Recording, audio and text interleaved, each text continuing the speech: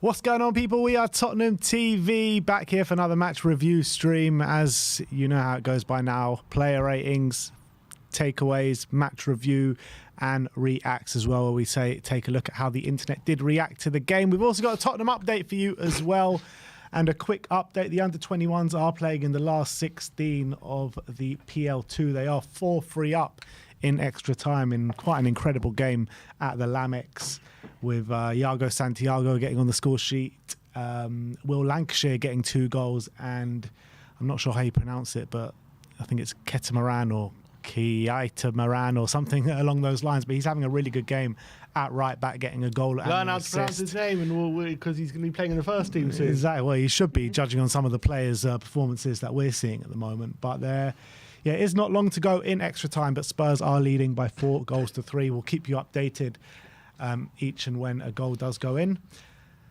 But I guess let's start with the Tottenham update. And yeah, let's start with the Tottenham update. We'll start off talking about Bryan Gil, as the Bleacher Report have done a report on Bryan Gil, saying that Bryan Gil has directly asked Ange Postecoglou for Tottenham to sell him during the summer transfer window. The Spanish, they call him a Spanish international, has started just 2 of his matches this season, and he turned down a move to Brighton in January, so I bet he's regretting that now. Definitely. I mean, considering how this season has gone for him personally, I don't know how much game time he has seen since January at all, only apart from a few cameos here and there.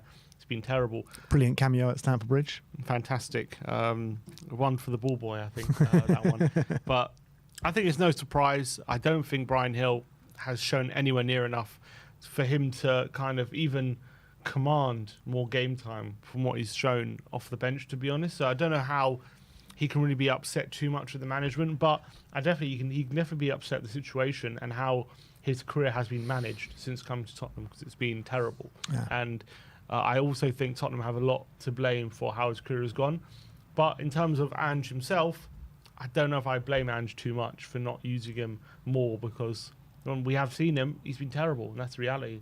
Yeah, and it kind of says a lot as well about where he's at and about what he's showing, because it's not like our forward line is performing well at the moment, and when he comes in, it just seems to get worse. So that's just the reality of it at the moment. Let's talk about potential other exits at Spurs this summer, as Fabrizio Romano has been talking on his podcast, and he says many players are expected to leave Tottenham in this summer transfer window. Giovanni Lo Celso is not happy with the current situation, so there is a concrete chance for him to leave Spurs, and Pierre-Emile Højbjerg is also open to leaving, and he is also expected to leave this summer. So I guess we've spoken about these 2 players quite a lot, so not really a surprise, this one. Yeah, no surprise at all. Lo Celso, I thought, had another good cameo yesterday, and that follows on some impressive recent displays off the bench from him. So it's a shame that he hasn't been getting a lot more game time than Ange has allowed him in recent weeks, because I think he's definitely deserved it. Clearly, I think he's not really in Ange's plans going forward, and it's a shame because he's a good player, but it's also understandable because he's got a lot of injuries. Do we want to rely on him for next season? Would you rather have a player who's going to be more readily available, who we can trust? I think we can all agree we probably do. So I like Lo Celso. If we can sign a Lo Celso kind of player who can stay fit, I think that's probably the aim. Yeah, and we'll talk about who we can potentially bring in a minute. But in terms of Lo Celso, again, I bring it back to an underperforming midfield at Tottenham for a while now, and he can't even get a game in this underperforming midfield, where I think he deserves a game with the cameos and what he's shown every time he's come off the bench, in my opinion. But if he can't get a game in this kind of way, then I fully expect and understand where he's coming from.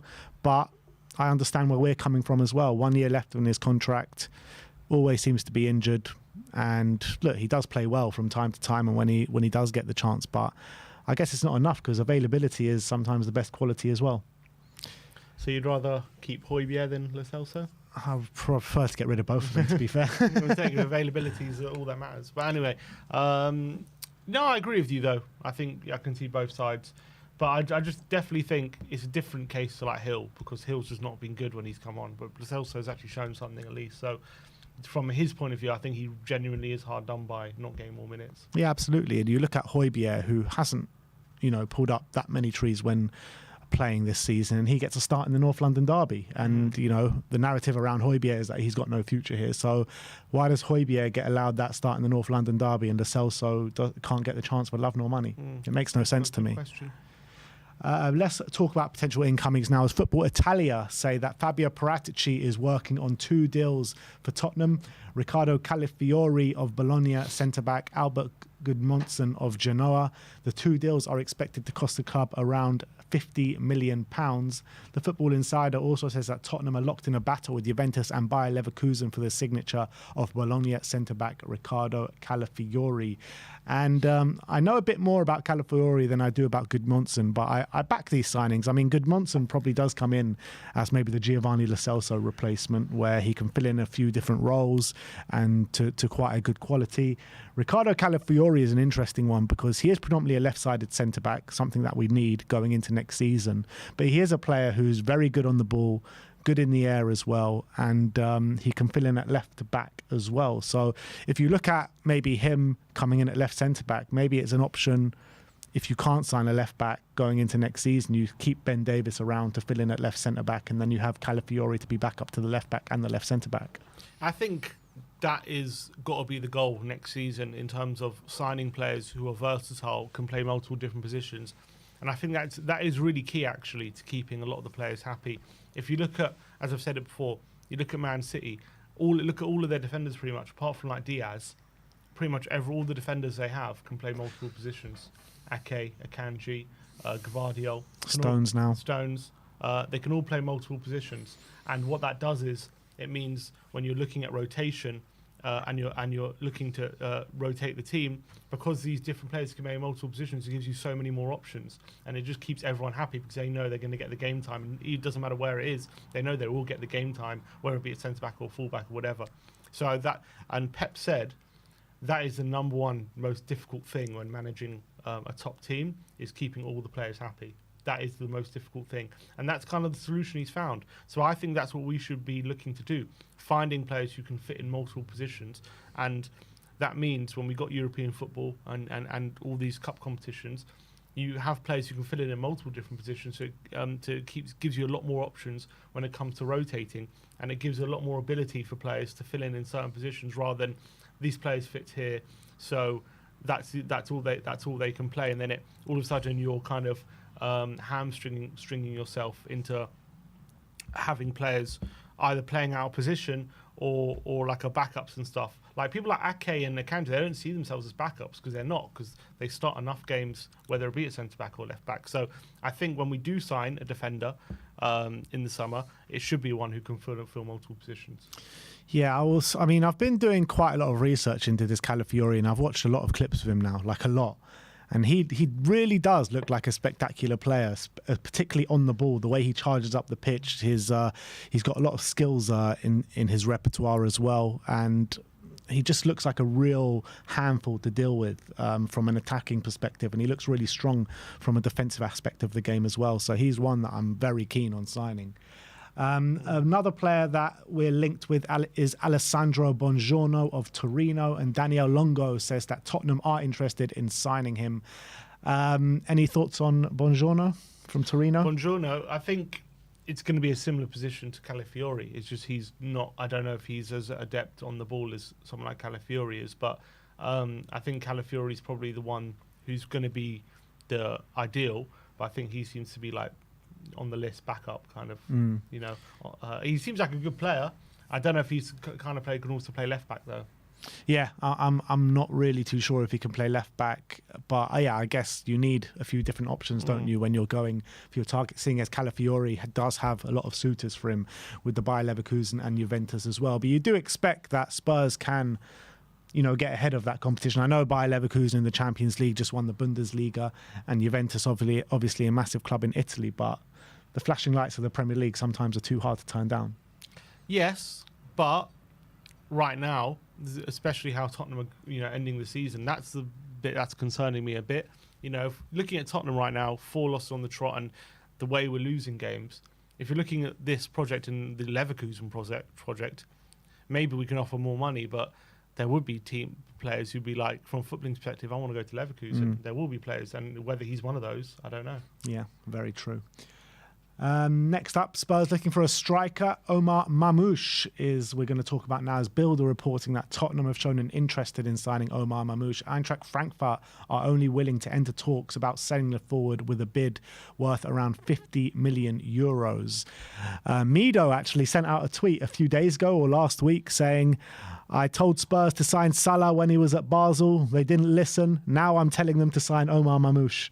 So we got to listen to Mido. 100%. He's got 100% hit rate so far. He won't let us down. Mamouche definitely seems like an interesting player. Again, another player who seems to be able to play in multiple positions. Very quick, good with the ball at his feet. But again, if we're looking for like a more physical player, I do think he's more physical than Son. He seems to have a similar, like, I don't know if he's as physical as Richarlison. I don't know if we need someone who's a bit more physical than that. So he does seem to be a player, though, very quick on his feet. I do like the look of him. So I'm open to signing him for sure.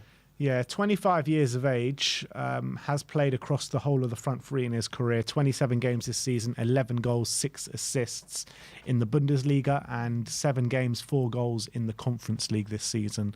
What do you think about that for a hit rate? I mean, it's not like incredible, but it's not bad either. I mean, how old is he? 25? Yeah. Obviously, there are definitely players with better hit rates out there, but it's whether we can find value in the market. You know, you look at Isaac when Newcastle signed him for 70 million. He was off the back of a season where he barely scored a goal for Sociedad, but everyone could see his potential.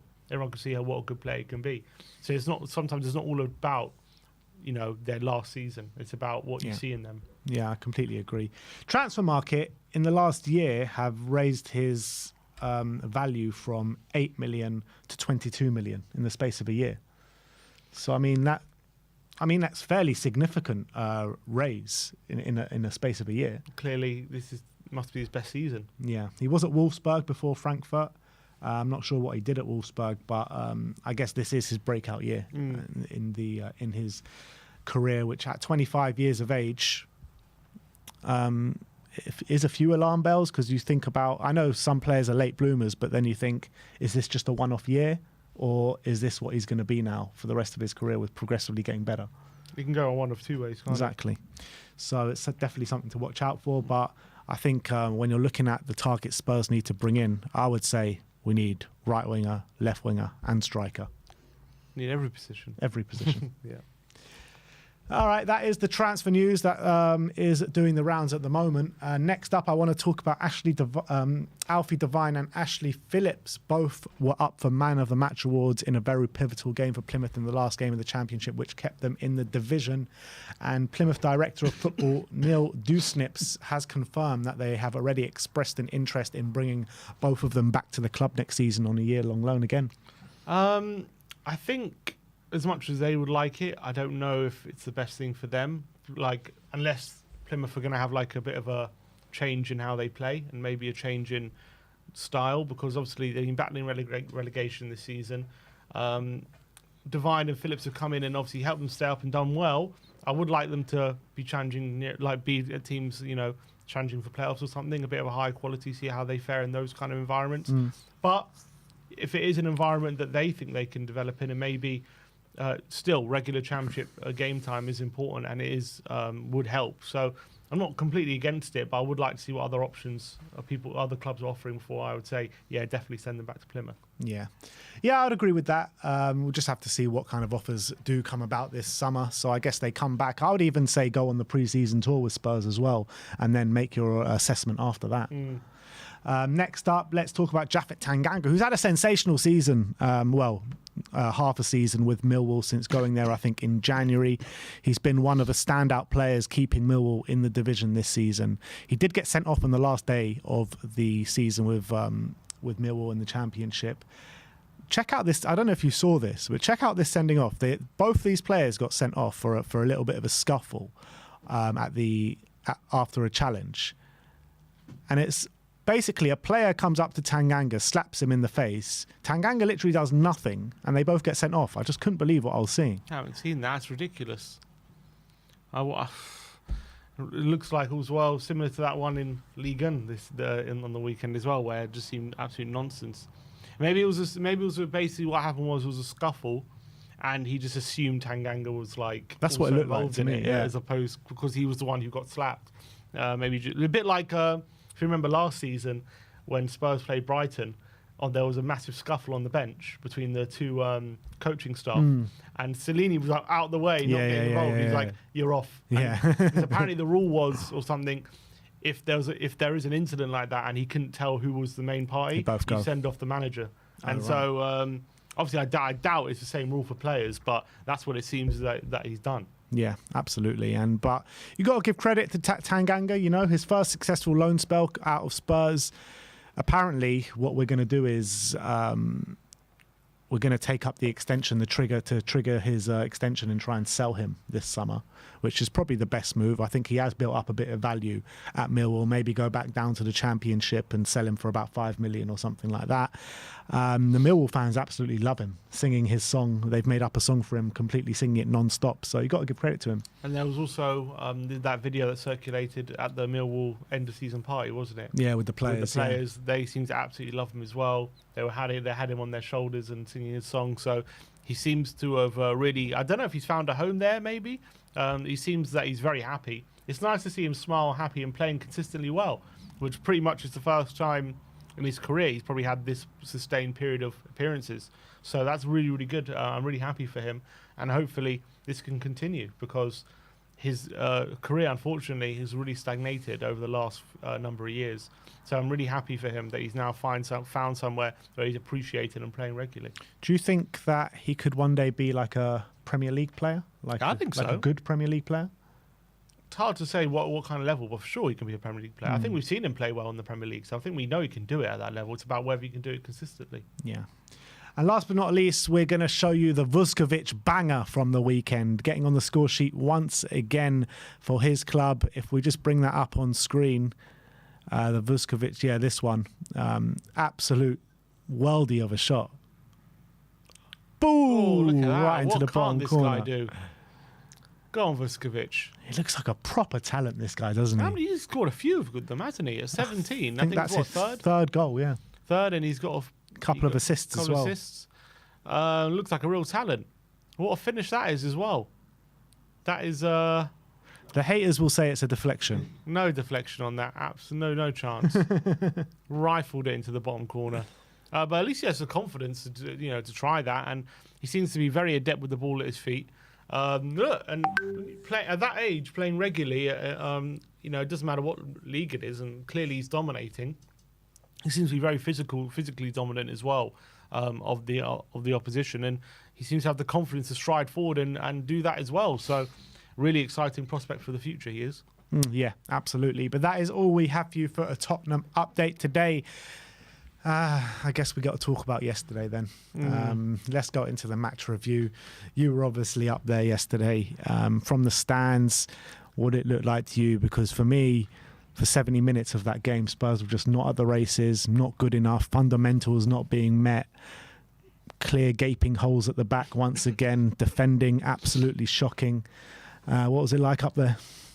Yeah, look, going up there, no one really expected anything. I think before the game, we both expected heavy defeats or games where we were going to be on the back foot, having to do a lot of defending, and Liverpool were going to create a lot of chances. And when the game started for 70 minutes, I think we got what we thought we were going to get, to be honest, which was Tottenham just open like the Red Sea, absolutely carved open, so easy to create chances. What I didn't expect was how we set up in terms of that midfield. I have to say, when I saw the lineup, I was actually disappointed when I saw the lineup. I understood what he was going for. I understood the logic behind it. I don't think he did it to contain Liverpool. I think he did it so he matches up their midfield with aggression. And I think his thinking was, if we can get these three midfielders, Bentancur, Sarr and Bissouma, pressing high, winning the ball in dangerous areas, then they won't have to be the most creative. They can just play the ball very quickly into the front line and hopefully open up Liverpool on that front.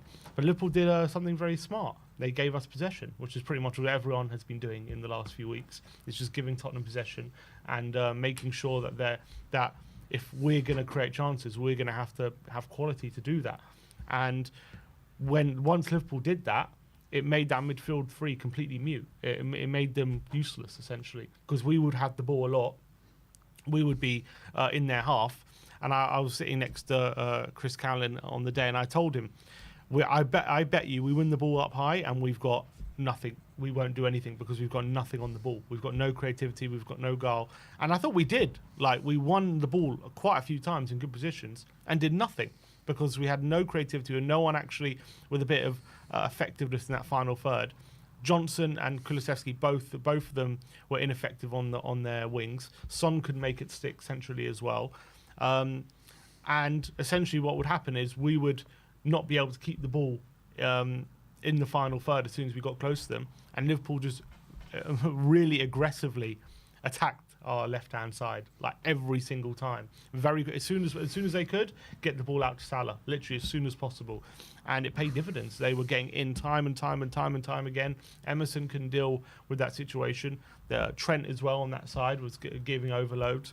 Harvey Elliott was also coming over to that side and causing absolute havoc. And it was too easy for Liverpool on the counter-attack to completely carve us open and create chance after chance. Vicario was making save after save. And it was only a matter of time, I felt, before obviously we conceded that first goal, which we did. Terrible defending. And what I was really pissed off about, though, is if you look at the second goal and then also the fourth goal, the lack of aggression, movement, players just standing around, not talking to each other, not alert, not looking at danger, just standing around and just waiting for things to happen and waiting to concede. That was a real big worry. The fact that there were players there just standing around, not running, not trying to close things down. When you had that Gakpo cross for the first goal, people just watching him cross it. I know Emerson gets panned for marking Salah, which he should because it was terrible, but everyone's just watching Gakpo take his time to cut inside and cross the ball to the back post. We had three centre mids all in the centre in the penalty area, marking no one, just standing around watching him cross it. I thought it was pathetic. Yeah, to be honest, pathetic. I don't even think it was just those two goals. I think it was all of them. Every single one. You see midfield players, Bissouma, Bentancur, and Sarr just jogging back like they have no care in the world when Liverpool are piling on us. I thought it was a disgrace, but when absolute disgrace. When we're in settled defence, we should be like looking for danger, closing people down, making it hard for them. And it's like they're just walking around, standing around. They're not running. When Gakpo's about to line up across, they're not running to close him down. They're just watching him do it. When Elliott's about to shoot, no one's charging at him. They're just watching him shoot. It's like it was when the second goal just for half time. Everyone's just watching things happen. They're watching Robertson come at the back post without a care in the world.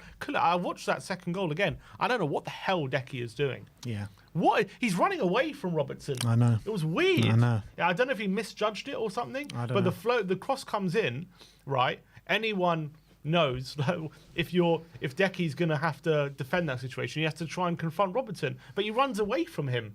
For some reason, allows Robertson just to get the cross in.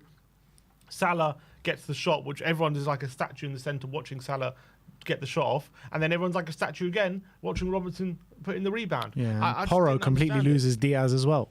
Porro as well. Didn't understand every single player. Just that Kulusevski, you're right. It completely pissed me off watching that time. I've watched it about 4 or 5 times, just trying to figure out what Kulusevski is actually like thinking right in that moment.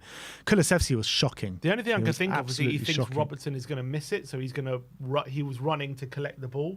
And I don't know what he's thinking because Robertson's clearly getting there, so I don't understand that. But tell me this, because we've seen these kind of traits in Spurs players before. It seems very similar to the back end of last season, that run that we went on when Conte got sacked, Stellini came in, Stellini gets sacked, Mason comes in. We've seen it before maybe in other seasons as well, the back end when managers ultimately get sacked. And this is what I'm seeing, these same traits of players not fighting for the badge and not fighting for the manager. Like, are there players in this camp that don't believe in Ange? Are there players in this camp that are not fighting for him. Like, is he losing the faith of these players? Like, I don't understand what's going on, because at the beginning of the season, all these players were willing to run through brick walls for Ange Postecoglou. And at the beginning of this season, all the fundamentals were being held, weren't they? And now you're looking at a team, and I think bar Romero, Van der Ven, and maybe players that come on later in the latter stages of the game, no fundamentals are being met. That's the worrying thing at the moment. I can't deny that this is our worst period of the season. This is the time of the season as well. We should be looking to build foundations for next season. We should be looking to build some momentum so that we can build something special for next season. And it seems as though a lot of the players have just stopped playing for Ange. And these are the, look, let's not get it twisted. What we're seeing in recent weeks are the performances of what you'd usually see when players have stopped giving a crap about the manager. Yeah. That's the reality. I can't deny that. As much as I believe in Ange, I like his football. I want him to work. I'm not sitting here saying Ange out. I'm just simply saying this could have been at the back end of last season, and you wouldn't be able to tell. Yeah. And last season, no one gave a shit about anything. None of those players. We were getting battered left, right, and centre. All the players had given up, and even under Conte last season, I know before his run against Southampton, the performances were probably better than what we've seen recently. At least we weren't getting battered. Yeah, we weren't playing well, but at least we were in games and they were close and whatever. The football's boring. I'm not saying I prefer that. I'm just saying that if I'm comparing that to this, it's not like we were getting battered every single week. We only started getting battered once Conte was sacked. What we've seen since the Villa game is very similar to what we saw post-Conte last season. Very similar. And yeah, you could say we won some games. We also won some games post-Conte as well. It doesn't mean that, the players are fighting. They weren't. You could see they'd given up. So I can't sit here and say that these performances are any better than that, because we've looked completely open. We haven't created a single opportunity. Yes, in spurts we play some nice football, but we're not doing anything with the ball at the moment. We're not creating a single opportunity. Players don't seem to want to run back when we lose the ball. We're getting the wings are getting completely overloaded and doubled up on. Especially yesterday was definitely a case of I saw a lot of lack of effort. 100% I saw a lack of effort. We saw that at Chelsea as well. Definitely a lack of effort. I think the North London derby I didn't see that, but the last two games I definitely have. I definitely have seen players just not running, not being aggressive. I think we saw a bit of that at Newcastle as well. Newcastle, Fulham, I think we've seen a bit of that. So it's hard to justify, to be honest. It really is. It's very hard to justify what is going on right now, because this should, like, yes, we've had excuses for Ange the whole season. That, just after the Chelsea game, we lost 4 out of 5 games. But you could see we were playing well. It was clearly the injuries that were hampering the performances. January, February, March, we had some inconsistent form. That's fine, because Son was out on the AFCON. We had players away for international duty. Maddison, Bentancur, blah, blah, blah, all coming back from injury. And, there's all these excuses you can give them for why the form was inconsistent. And I think those are all fair excuses. But since the Villa game, where we won 4-0, put ourselves in the driving seat for top 4, all these players have been back. All these players are now having more time to build their fitness. And it seems as though the more fit they're getting, the worse we're getting. The more players we've gotten back into full fitness, the worse we're playing, the less we're trying. That doesn't make any sense. It doesn't make any sense. I don't know how you justify that. I don't know how I can explain in my mind how the more players we're getting back and the more they should be building fitness because there's more time, the worse we're getting. How are we getting worse? It doesn't make any sense to me. No, it doesn't. I know. I've been thinking about it probably since that Newcastle game, and I just don't understand it. It can't take just for Destiny Udogie to be out to look so open. These players, it's just like, it's clockwork, isn't it? Like one little thing goes wrong in the season and then they just give up. So Ange has been saying in the press conference in the embargoed section before this game, saying, he needs to make a lot of changes to this squad. And who's he talking about? Because Pedro, in terms of the starting lineup yesterday, none of them are actually bad players apart from maybe Emerson Royale. You look at Pedro Porro, Everyone loves Porro. First half of the season, he was probably one of the best right backs in the league. Romero and Van de Ven, I don't think they've given up, and I actually think they're both trying, even though they didn't have the best performances yesterday. I did see effort from those two yesterday. But the rest of them, Bissouma, he probably had a better game than he has done in previous games. But defensively and in terms of getting back and fighting for the cause, he was nowhere to be seen. I thought in that first half, especially when we had goal kicks, he was hiding. He was hiding, but on the ball, I thought he was actually a bit better than he has been in previous games. The second half, he was great. I thought he was brilliant, especially in that last 20 minutes. I thought he was exceptional. But for a lot of the game, he was being like you can't like however good he was on the ball at times, you cannot account for what he was doing in that first half and not chasing back and not busting a gut to show himself for the team. That is always inexcusable. Bentancur as well. Sarr.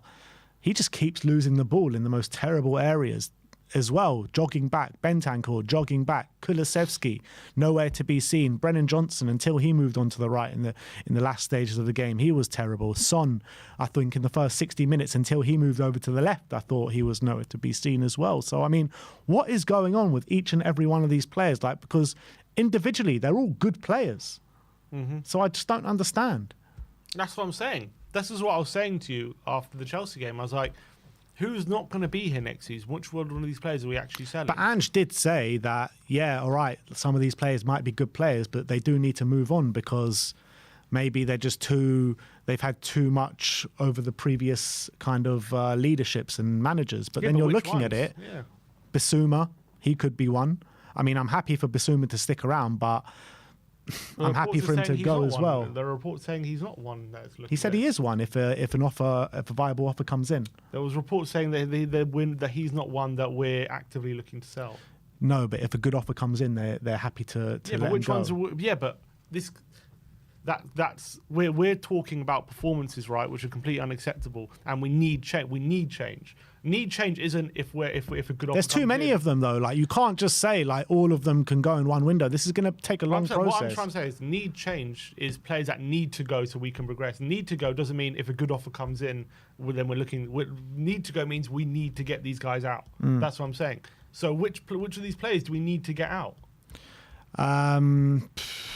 So I think when you're looking at the defence, I think Emerson clearly needs to go. He's definitely one that needs to go. Whatever position he comes in, he's just not good enough. He can have competent performances, a few here and there, but he 100% needs to go. Højbjerg, he needs to go. He's stuck around for too long. I mean, how many different managers has Højbjerg had here? He came in under Mourinho, Nuno, Conte, and now Postecoglou. Who else completely needs to go? I would even say potentially Richarlison. I mean, I know he come in and done well yesterday, but I'd be happy to see the back of him. I think there's a good chance that he could be off this summer. They said Bentancur and Kulusevski are here to stay, so those two are out of the question. Sarr can stay. I would say Bissouma. I don't think Bissouma needs to go, but I think we need someone that's better than him, so he's a squad player essentially. I think Bissouma needs to be a squad player for next season, and you bring in a monster six that is starting week in, week out, and it's up to Bissouma to fight his way back into the team and fight himself for a future at this football club. Then there's all the players coming back from loan who obviously need to go. All the players essentially with 1 year left in their contract, bar Heung-min Son, I think need to go. Okay, but in terms of who started yesterday, that's only Emerson really. Yeah, of those players who started. So that's a problem if a lot of these players are going to be here next season. In terms of at least what I would say is in the second half, obviously it was 4-0, game was over anyway, but in those last 20 minutes we did show a bit of what we can do. I thought having Lo Celso next to Maddison really did help. Having Richarlison up front in those last 20 minutes and Son on the left, Son actually had one of his better games from the left-hand side yesterday, I have to say. He gave Trent a lot of trouble in those last 20 minutes, so that was good. Rishi actually gave us a bit of presence up front, someone who can make the ball stick a bit, and he was actually giving Van Dijk a lot of problems, actually, so fair play to him. And I thought, Lo Celso Maddison really helped quicken up our play, made it a bit more incisive, actually gave us like a purpose when we were going forward. And all of a sudden we were opening up Liverpool. just very, very quickly. And we could have, again, a bit like the Brighton game, on another day, if we get a penalty for that chance on Johnson, or if Richarlison buries that chance, who knows what could happen? Yeah, on the flip side, though, they were still opening us up. They were. At will. They were, but at least we were creating chances. This is what I was saying before the game. This is exactly what I was saying. And in fact, Ange did the opposite of what I suggested, because I suggested put another attacking midfielder in there and he put another defensive midfielder in there. My point was, which is pretty much bore out in how the game went, we are so open, right? Even with all these defensive midfielders, even when we're trying to put players in there to stop us looking as open, I'm guessing, or whatever. Like, we're open anyway. Even with Bentancur, Sarr, and Basuma, 3 defensive midfielders in there, we were still as open as anything you'd ever likely to see. So if we're going to be this open, you might as well throw another attacking midfielder in there, because at least you can create something. At least you double down on your attacking efforts. And yes, you might concede 2, but you might score 2, rather than concede 4 and score none, essentially. And I thought we looked so much better when Maddison and Lo Celso. But at least we could keep the ball a bit. And yes, Liverpool did create chances, don't get me wrong, but we did. Before, we weren't creating anything. Liverpool were creating and we were creating nothing. Yeah. At least they created and then we created. And then it was a bit of back and forth. And at least we had something to show for our possession. Whereas before, we had absolutely nothing. Yeah. So that's what I want to see Ange do, for the last 3 games. Just go for it. If you're going to play these tactics, you might as well double down on them, if you know what I mean. What midfield 3 are you playing for the last 3 games of the season? I want to see Maddison, Lo Celso, Basuma. Basuma? Or whatever. Whoever plays in the 6, I guess, is terrible. But Basuma, I thought, did well with those 2. The 3 of them did well together. Yeah, but those traits he's showing just piss me off so much. I know he did all right on the ball, and maybe that's enough to keep him in the team, because no one else is doing anything more than that. But I mean, for those moments that he shows in the first half and stages of the second half as well, just not showing for the team, not busting a gut to get back when we look in trouble, just pissed me off so much, and it warrants coming out the team. But the fact of the matter is that we don't have anyone else that can step into that position and do any better than him. That's reality at the moment. So I guess you're right then, and Basuma has to play. But I agree. I'll probably go Maddison, Gio in the 8 and the 10. For the coming games. And this is what I keep saying, what more does Giovanni Lo Celso have to do to get a start in this team? No midfield player is playing well. Lo Celso, every time he comes on, he seems to do well, and he just can't seem to get a game. It just doesn't make sense to me. Like I said, the goals that we conceded were terrible. Emerson Royale, oh my God. After that showing at Stamford Bridge, how can Ange sit there and be like, you know what, Madueke took you to the cleaners, but you'll be all right against Salah, so just go on at Anfield. It was even worse. Yeah. He was even worse than he was at Stamford Bridge. And I mean, I think every single one of the goals we conceded, or 3 out of the 4 goals that we conceded, he had some sort of hand in conceding. Yeah, that third goal, he does actually well to get back on Salah and make the challenge. He wins the ball.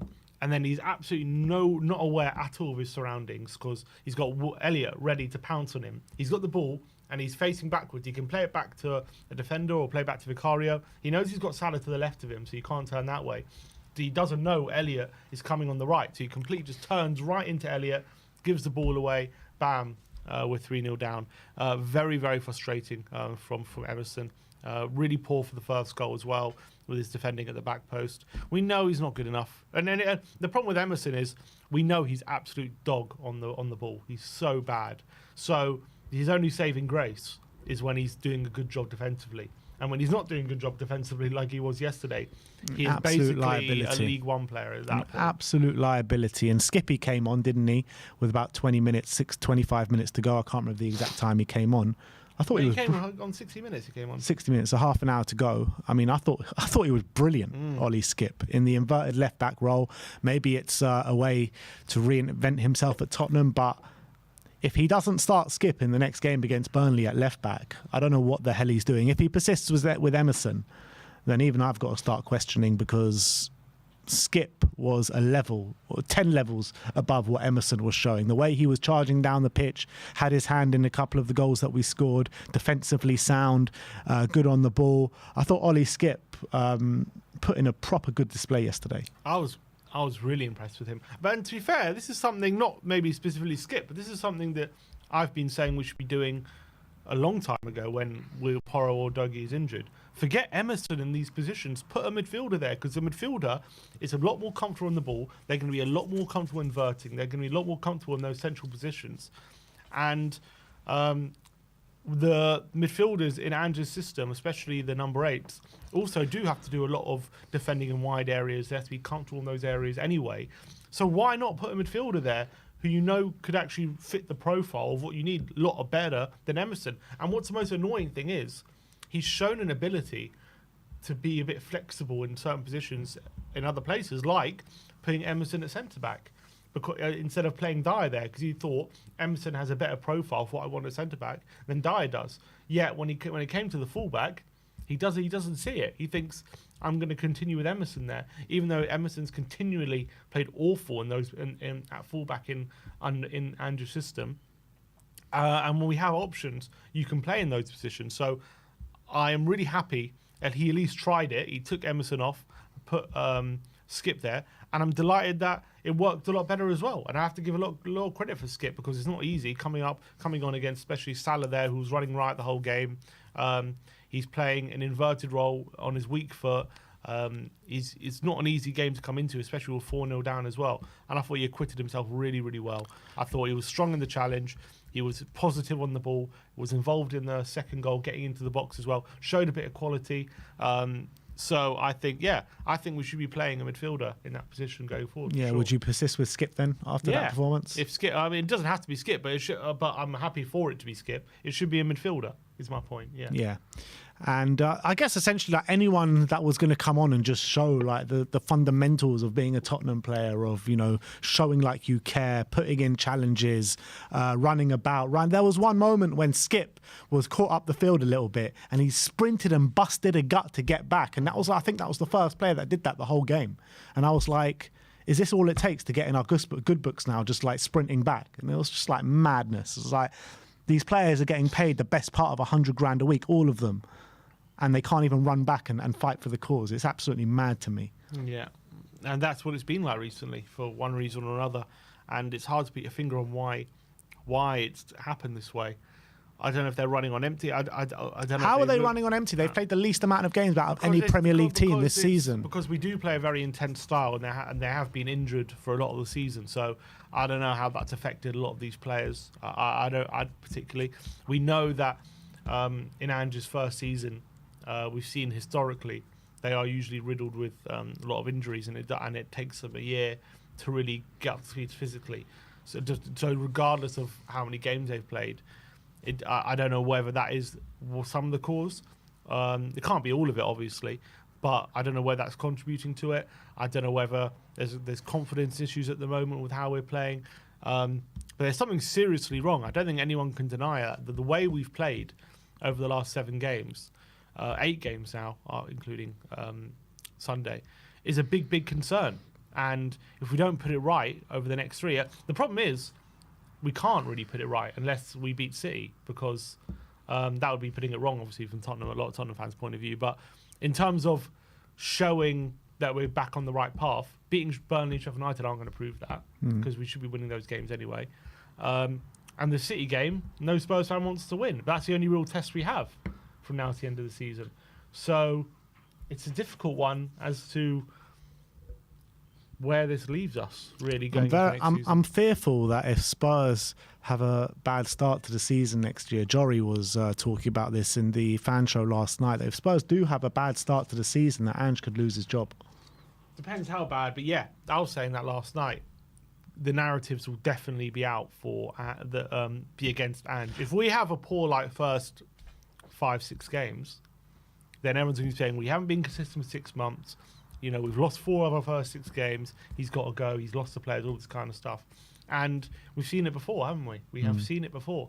And we've seen the board panic. Maybe they'll do the same. And if the board are thinking like that, I don't think they're thinking like that now, but let's say they are, and let's say Ange has got a strike to his name with the form that Spurs are on. And let's be real, after the first 10 games, after that, our form, if you look at the league table, I think we're 10th or 11th or 12th even now. This was before these last 2 games, so I don't know where we are now. We are in terrible form, showing mid-table form since those first 10 games of the season. If the board are thinking like this, does that affect this summer transfer window in terms of how much they back Ange? I mean, it shouldn't do, because the only reason why I would say it shouldn't, because the players that Ange, if we're going in this direction of the football we want to play, good technical ability, attacking football, then regardless of who the manager is, there should be a similar profile to what Ange wants anyway. Now, under Conte and Mourinho, they clearly wanted a different kind of player. They wanted physical players. They weren't as interested in their technical ability. Obviously, they wanted a certain level of technical ability, but their main attribute was height, strength, physicality, these kind of things. That's what they were looking for. Ange wants a very different kind of player. He wants technical players who can play under pressure, keep the ball, play in tight spaces, play the ball quickly, has good vision, these kind of things.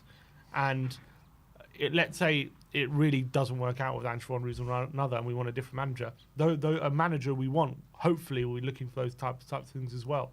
So I personally don't see a reason not to back Ange in the summer, even if for one reason we're getting cold feet. I don't think we should be getting cold feet personally. No chance. Let's just make it clear.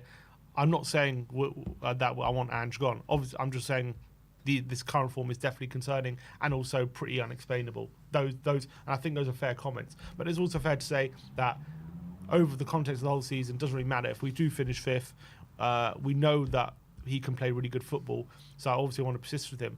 But if it doesn't work out, then the next manager should still be a manager that plays really attractive attacking football, and those managers will still want really technical players. When we were looking at maybe what we needed in the summer, earlier in the season, when things were going well, Spurs were saying, we were saying, a 6, add something to the front line, and back up for the defence. And, Spurs are good to go for a potential title charge next season. I mean, I think it's come completely evident that we're a long way off, obviously, a title charge right now. Do you think that, is your opinion still the same, or is it such a big rebuild that it's going to take a number of years to get to there?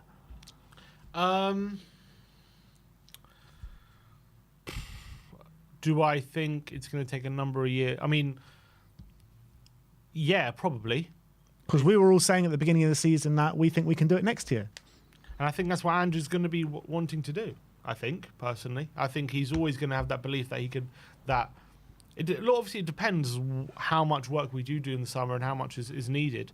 It's hard to know what, at the moment, what to think in terms of what we're seeing on the pitch, because what we're seeing on the pitch is really peculiar. It's not like these performances that we've seen in the last 8 games is not the performances we've been seeing for the majority of the season. Even in our inconsistent form, we were a lot better than this. Even in those bad performances in that inconsistent form, we weren't as bad as this. That's an issue, right? It's just got progressively worse throughout the season.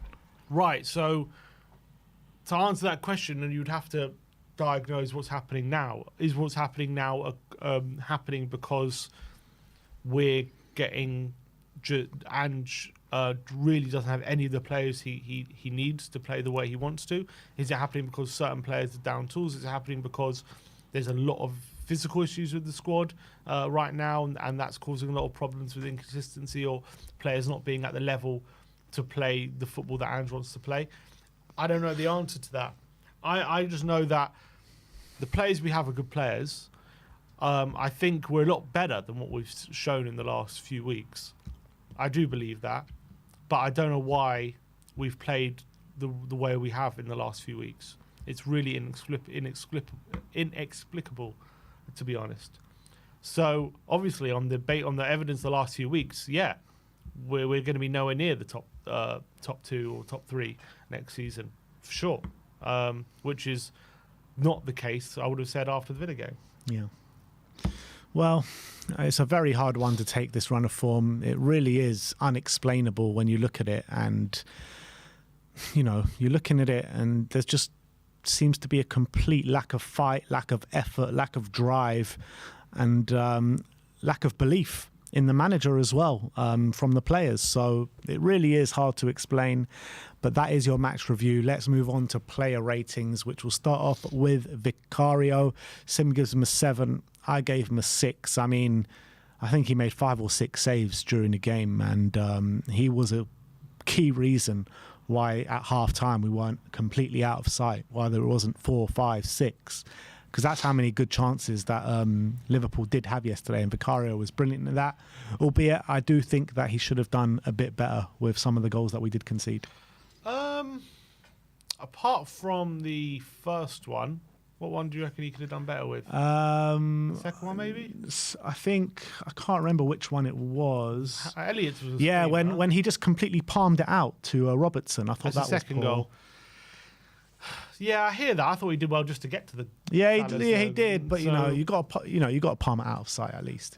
I think that's on the defenders more than Vicario. Vicario is saving a shot just outside the 6-yard. Look, I'm not saying that it's not on the defenders. I completely agree. Porro should be getting to Robertson quicker as well, but I think Vicario should be doing better at that aspect. I don't blame him, but I think he definitely should be doing better than the first one. Salah's header was.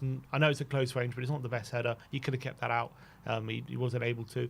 The second one, I think he does well just to get down to Salah's shot, and I think the defenders should be reacting and helping him. Then we're talking about a good save rather than him having to palm it out further.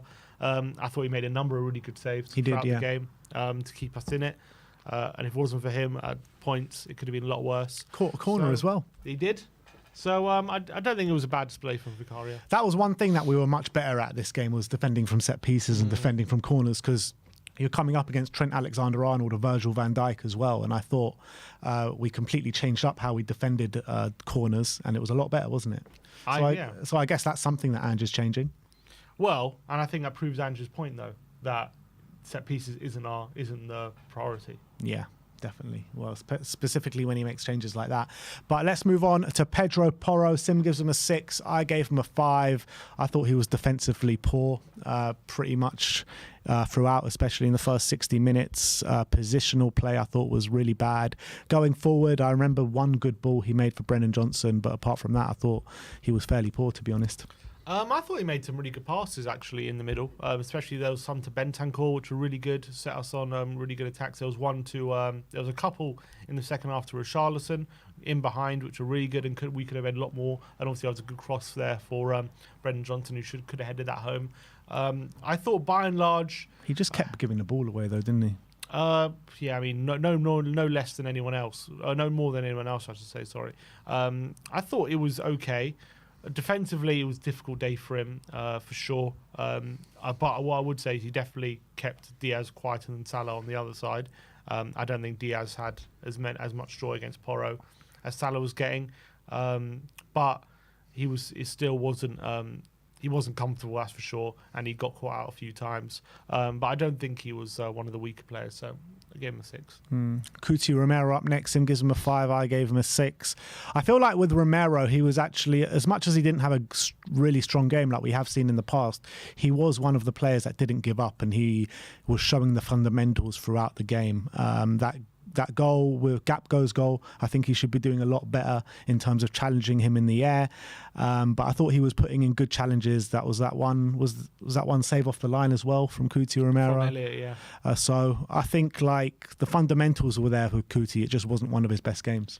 Yeah, I agree. I think some of his passing was really sloppy, putting us in really dangerous situations. There was one which really annoyed me, just a very careless pass on the halfway line when we're on the attack, and the ball gets cleared to him, and he just volleys it straight to, I think it was Salah, and puts like him one-on-one with Mickey van der Ven, and luckily we dealt with the situation. But there was a certain carelessness to Romero yesterday, which I think when that seeps into his game, it can cost us dearly, and I think on a few occasions nearly did. He did do some good stuff, as you said, and I don't think he ever stopped giving up. He was very aggressive, and obviously did some really good things with his tackling and with his passing, but I just thought there was a certain carelessness to Romero yesterday, which was not like him.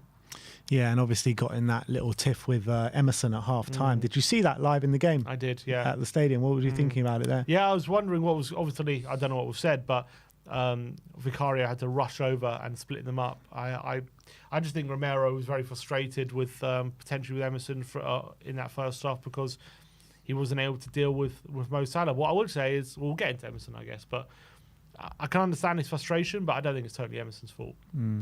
Mickey van der Ven up next. Him gives him a 7. I gave him a 6. Not his best performance by any stretch of the imagination, but really some good challenges in there, last-ditch challenges like you like to see. But, I mean, what was going on with that chance for Mo Salah in the second half late on where, I mean, it looks like just an easy ball for Van der Ven to deal with, and he just leaves it and lets Salah have an open goal. I was like, what the hell is going on here? I think what I assume happened is he didn't realise Salah was there, so he was leaving it for Vicario to pick up, and he didn't realise that Salah was right behind him, and so he leaves it.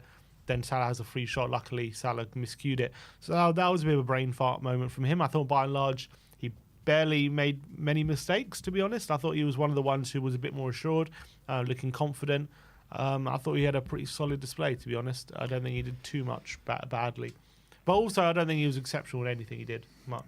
Yeah. Emerson Royale up next. 3s all round for Emerson. Look, let's get it right, because he did do a couple of good things in the game, putting in some good challenges in key areas. But, I mean, he was just all over the shop, let's be real. At left back, not his favoured role. Just so poor, so poor. I think he had his hand in 3 of the goals that we conceded. The first one, I mean, that is one of the worst bits of defending I've ever seen. I mean, he's just standing there at the back post, and he just lets Salah drift in behind him so easily with not a care in the world. He's not looking behind him, no awareness, no nothing. And for the other goals, he's just not aggressive enough against the guys getting the crosses in the box. And whoever was on that side, whether it be Salah, whether it be Elliott, whether it be Trent, just had a complete field day. And it was music to all our ears when he got taken off. What I would say about Emerson, as bad as he was when he was bad, he didn't get much help. And I think that Johnson has to definitely take a bit of responsibility for that. I think the midfielders have to take responsibility for that. I think he was getting continually outnumbered on that side, and he was getting torn to shreds. But what I would say is when he was in one-on-one situations, he barely won a duel. Salah was completely taking him to the cleaners. There was one moment in the second half when he did win the duel against Salah, and then he had no awareness to where Elliott was, so he just runs straight into Elliott, and then he sets up another goal. He just couldn't do anything right really yesterday, apart from on a few occasions where Liverpool looking to counter, he did win a couple of duels, but when you win 2 in 10 and they create a chance from those other 8 times, it's hard to say that that's worth the 2 he won. So terrible display from Emerson, and then obviously on the ball offered absolutely nothing. In fact, he was very sloppy and put us in a lot of difficult situations on the ball as well. So difficult day for Emerson, rightfully taken off, and I hope that's his last start of the season. He should have got taken off at half-time. That's the reality. I thought Ange made that change a bit too late. You could all see at half-time how much he was struggling. And you say, hopefully that's his last display of the season. I mean, I definitely want to see him come out of the team next week against Burnley. But I think if he is going to be leaving in the summer, which we all hope he is, I think it's only right to give him a final send-off against Man City. As captain. As captain, yeah. Put him in goal. Next up, let's move into the midfield, is Pape Matar Sarr. 4s all round for him. And I don't know what's wrong with Sarr at the moment, because we're seeing these similar traits every single game from him now of recent weeks, where he's just so sloppy on the ball, giving the ball away in such bad positions. And yeah, he's really energetic. He's running around a lot. But apart from that, I fail to see what he's actually giving to the team at the moment, because these moments where he's just so sloppy and letting Liverpool come on top of him, lazy, getting back as well at times. I mean, it's just not the Sarr that we saw first half of the season, nowhere close to. Yeah, and he used to offer a bit of offensive ability as well. That's completely gone out of his game. And then when he's not offering, that coverage that he used to, or he's being a lot sloppier than he used to be, then all of a sudden becomes a bit of a problem. I remember a few moments in the first half where we actually played some really good football through the midfield. Then the ball would go to Sarr, and he would sloppily give it away and put us under pressure. And all of a sudden, Liverpool would create chances off the back of it. Another poor display. He's, again, along with his fellow midfielders, he's been quite poor for a number of weeks now, especially since the reports of that back injury. He really hasn't got back to the levels that he used to show you since the Villa game, to be honest, where he was brilliant. He's been terrible in pretty much every game, and I can't understand what. Well, maybe he is suffering from injury. Maybe that's what it is, but he's definitely not himself at the moment, and he's suffering with a serious lack of form. Yeah. Moving on to Bissouma. 5s all round for Bis. Probably our best midfielder on the day. That just shows you how poor we actually were. And me and Barnaby on the watch along were sitting here before Liverpool got their first goal. When did they score their first goal? 15 minutes, 20 minutes, something like that. And before they got the goal, we were both sitting here saying, oh, Bissouma started really bright here. He's looking good on the ball. He's looking energetic. But as soon as Liverpool scored, you saw those bad traits seep back into his game. Lazy getting back, defensively a liability, lacking the fundamentals. Once we did make those changes in the second half, I felt he got I wouldn't say dominated, but looked a lot better on the ball than what he was in the last stage of the second half and the early stages of the last stage of the first half and the early stages of the second half. But you can be as good as you want on the ball, but when you're lacking the fundamentals and not getting back and not chasing lost causes and just looking lazy and lethargic, you're always going to be marked down for that. Definitely, and on a few occasions as well, especially I think for the first goal and the fourth goal, he has to, like, when you see a Liverpool player cutting inside and he's about to wind up a cross for a shot, you should be absolutely busting a gut, breaking your neck to block it or confront him, make it hard for him. And you watch those moments back, he's just jogging towards it without like a care in the world. Elliott's goal. The Elliott's goal, and I think for the first goal, he's just standing there, not watching Gakpo cross the ball, not doing anything. He wasn't the only one, but he's one of them. And you know, if you're a defensive midfielder at this level, you need to have that level of aggression and a level of concentration where you can't let those moments just pass you by and allow them to happen. You have to get involved and you have to be closing them down. That's something that I've been critical of Bissouma for a number of weeks now, stuff like that. I also have criticisms about him, especially in the first half, of hiding when we're taking goal kicks. I'm watching it. I was sitting row 1, and we're taking these goal kicks short, and he's hiding behind the Liverpool midfielder, behind him. You should be fighting to step in front of him, showing yourself, getting on the ball, being confident that you can hold the ball under pressure, turn out of it. That's what he was doing earlier in the season. Now, not only is he not doing that, he's hiding behind the players, doesn't even want the ball. And I'm like, you can't be doing that if you're going to be playing this position in this system. You can't be doing that. That's unacceptable. What I would say is the reason he hasn't got lower than 5, because there was some good stuff on the ball from him when he was able to get some space. And I thought actually in the last 20 minutes, he was really good. He started the game well as well. He started the game. I just thought in those last 20 minutes, he was spraying some lovely passes out wide to the wingers, something that I've been critical of him not doing enough. But maybe he was starting to show he does have a better passing range than we give him credit for. Well, in that period, he definitely did. He played some really great switches and really put us on the front foot. And I thought he was starting to dominate a bit in that centre and really played some nice passing moves with Lo Celso and Maddison as well in the centre. So a lot better in those last 20 minutes, but for a lot of the game, he frustrated me a lot. Rodrigo Bentancur up next, 4s all round, started the game as the most advanced midfielder and couldn't impact the game whatsoever. I thought he started the game okay with some, the silky moves that you like to see Bentancur do. But I feel like this has been a common trait in Bentancur's every time he started, where he starts, you're like, all right, Bentancur's here to play today, and then progressively just gets worse and worse throughout the game. I don't know if that's due to him still coming back from those 2 long injuries or whatever, but he's just not really at the races at the moment. Yeah, I don't know whether he just can't sustain his levels due to, he's still recovering from that long-term injury, but he can't seem to play for longer than 20 minutes at the moment at like a really high level. And especially I think where it really hurts him is off the ball.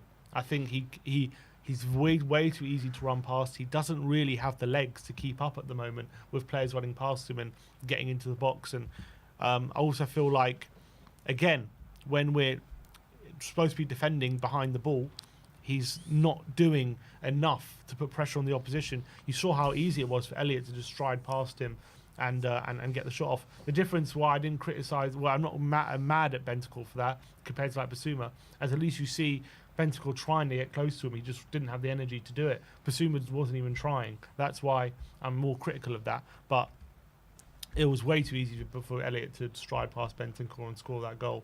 And I just feel like at the moment off the ball, it's a bit, that's the biggest concern with Bentancur at the moment. He just doesn't seem to have the energy and the intensity levels to keep up with the play right now.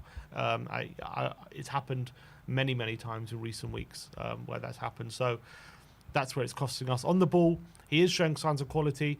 I don't think it's ever going to work great when he's the most advanced midfielder. I'm not saying he doesn't have offensive abilities. He does, but not to the level to be our most creative player, and that's why we couldn't create anything. Yeah.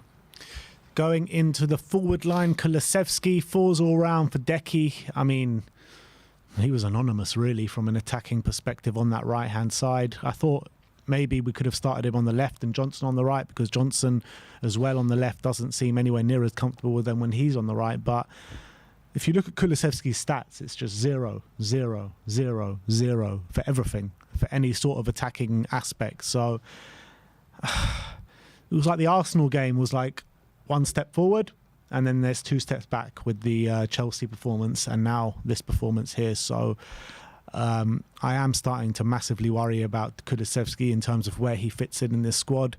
There was a report in midweek or a couple of days ago, I think on the weekend, saying that they do want to keep Kulusevski around for next season, but he's got to massively improve if he wants to stay here and keep his spot in the team. But the funny thing is with Decky, I felt like what was hurting him the most in this game is the fact that he was doing what Ange wants from his wingers, which is stay wide and hold the width.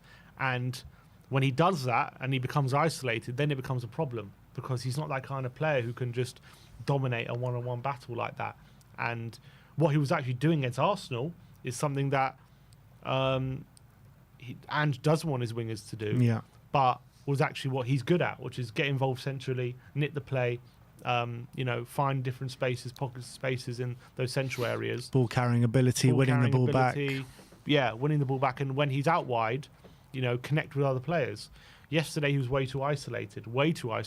And when that happens, we know he's not the quickest. He's strong, he can hold the ball, but when you're a final third player and we need to get the ball in the box, we need to be creating chances, and you're very isolated with space, he's not the kind of player who's going to dominate that space like that. And so it was very difficult for him to be effective when not many people were around him. Obviously defensively as well, I thought he got back in position well, but for one reason or other, he's making some really odd decisions when he got there, especially with that second goal. I don't know what he's doing when Robertson's clearly running into the back post about to volley it, and he's just running away from Robertson rather than going towards him and marking him. Really odd decision from Kulu. Again, maybe another brain fart. I don't know what was going on with him, but really odd. Rightfully taken off. Should have been earlier. Anonymous display. Yeah, Brennan Johnson, 5s all round for Brennan. Started on the left-hand side of the attack, and I thought he was pretty anonymous when he did get the ball. He couldn't really do anything with it, failed to take on his man. But I felt like when he did move over to the right-hand side and Spurs were looking good in the final 20 minutes, he was actually pretty good, putting the really good ball for Richarlison with a brilliant finish from him. And he was a bit of a threat in those last 20 minutes, but for the first 70, I thought he was shocking. Yeah, on the left, again, obviously he's had one good performance on the left this season. That against was Villa away. Yeah. And other than that, he's been shocking in that position, to be honest. Because he's not the kind of winger who's going to go down on his left foot and put a good ball in like Werner. I don't think he has as good a left foot as Werner. So he's not that effective. Like Trent dealt with him very easily when he was going down the outside. He's also not the kind of winger who's going to cut inside and bend it in with his right foot, because he doesn't have that kind of finesse with his shooting, and he's not the most creative where he can link the play in that sense as well. So on the left, he was extremely ineffective. I thought against Chelsea, once he moved over to the left, he became extremely ineffective, and the same thing happened in this game. He was terrible in those positions. I also thought he didn't help out Emerson at all whatsoever. He just threw Emerson to the wolves, and Emerson was basically got overloaded constantly, and Johnson was just not doing anything about it. He was holding his position high up the pitch. I don't know whether that was instruction or not, but he wasn't helping Emerson whatsoever, pretty much on that side. So he definitely gets marked down for that. But yeah, he was better in the last 20 minutes. He got a classic Johnson assist, I think we have to call it now, with that ball across the face of goal to Richarlison. What was that, the third goal, fourth goal he's done like that to Rishi? Yeah, so he's maybe done it a few even more. times now. So that was good. And obviously he nearly got on the end of another one, which he could have won, which we didn't mention. That's a penalty for me, I think. I think Joe Gomez is his foot high. I think if that happens in the opposite penalty area where Gomez is trying to score, 10 times out, or I wouldn't even say 9 times out, 10 times out of 10, that's a penalty, that's a foul and a free kick to the defending team. You're not allowed to put your foot up like that. So why are you allowed to do that in that position? Does he make contact? He does. Looked to me like he did. He looked to me like he did touch the ball. Even if he doesn't, it's still a foul. What was was there big shouts in the away end for a penalty? Oh yeah. There? Did you think Very big shouts? Did it look like a penalty? And then VAR said they were looking at it, and they seemed to look at it for a bit, but I don't know what the commentators thought. I understand from Defino wasn't. I understand from Gomez's point of view, the ball's about to fall to him. Unless he kicks it, then he's not going to get there and it's going to be a goal. So he doesn't have too much option. But what I would say is, what are the rules on high foot then? What are the rules on high? Are you allowed to put your high foot if someone's about to score? Then you're allowed to use a high foot? There was another one at Anfield last year, wasn't there, with the high foot on Ollie Skip where he needed stitches. I mean, there seems to be these decisions every single year at Anfield, to be fair. But if it's not a pen, what's the rule on high foot? Is the rule on high foot that you're not allowed to try and score with a high foot, but you're allowed to defend with a high foot? Let's be real. There seems to be a different set of rules in each and every individual Premier League game this season. I mean, the inconsistencies that we're seeing game on game. I mean, that Arsenal one with the goalkeeper on the weekend just pissed me off so much because it's just like, how many goals have we conceded like that? And the inconsistencies are just mental. They really are throughout the season. I still haven't. I mean, it's got to be a penalty, I guess, if it's a high fout. If high foot's an offence, it's a penalty. If what I don't know, what are the rules on a high foot? I don't know what the rules are. I didn't know there was a rule that if the ball's about to go in the back of the net, then you can use a high foot. Is that the rule? Apparently now.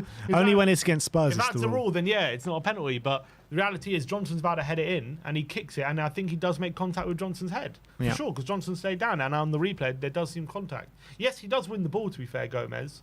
But does that mean you're allowed to use a high foot as long as you win the ball? So you are allowed to overhead kick it?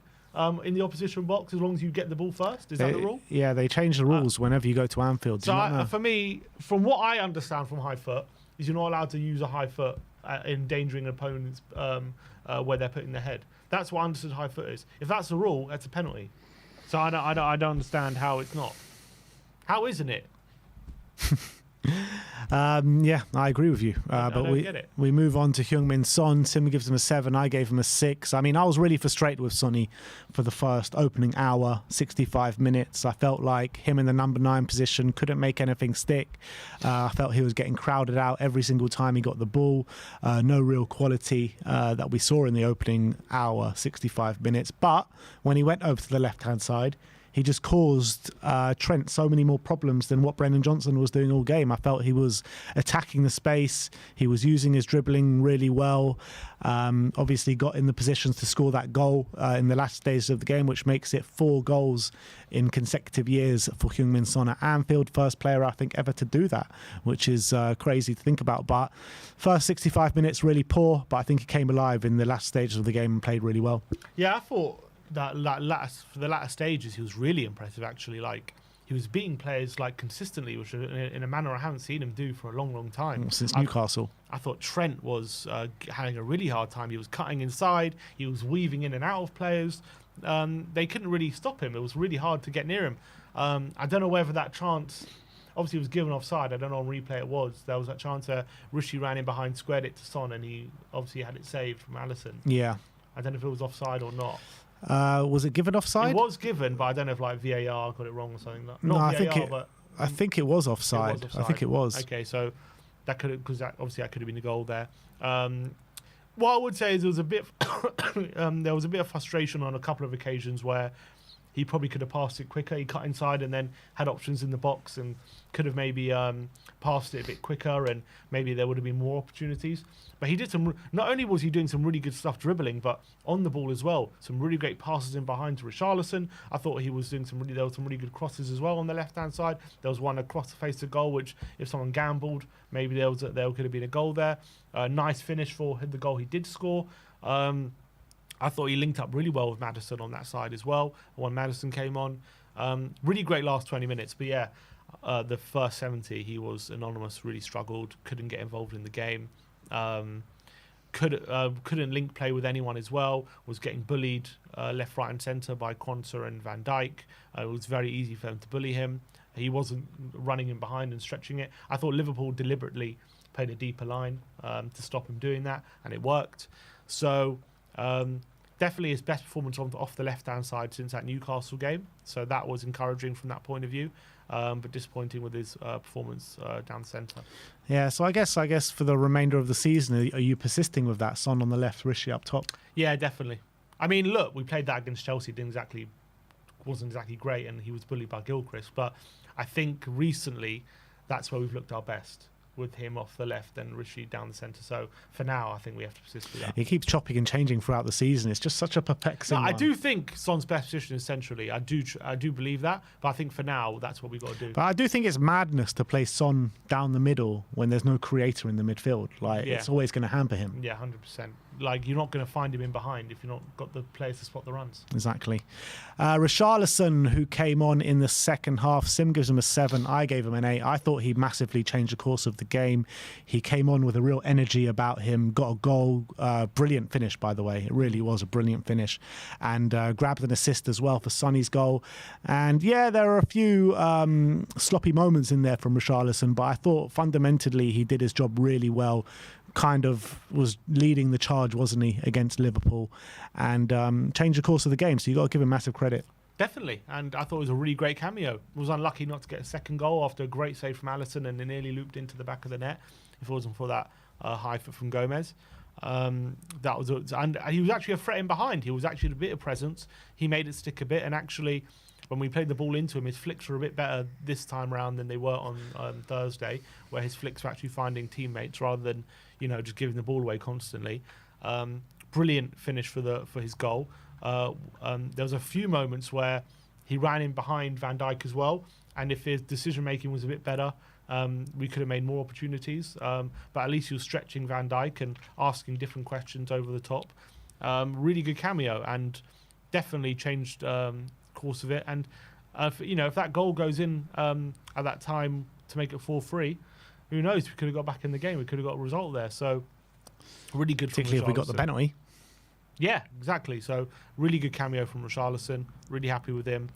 But all these people saying oh yeah, why didn't he start?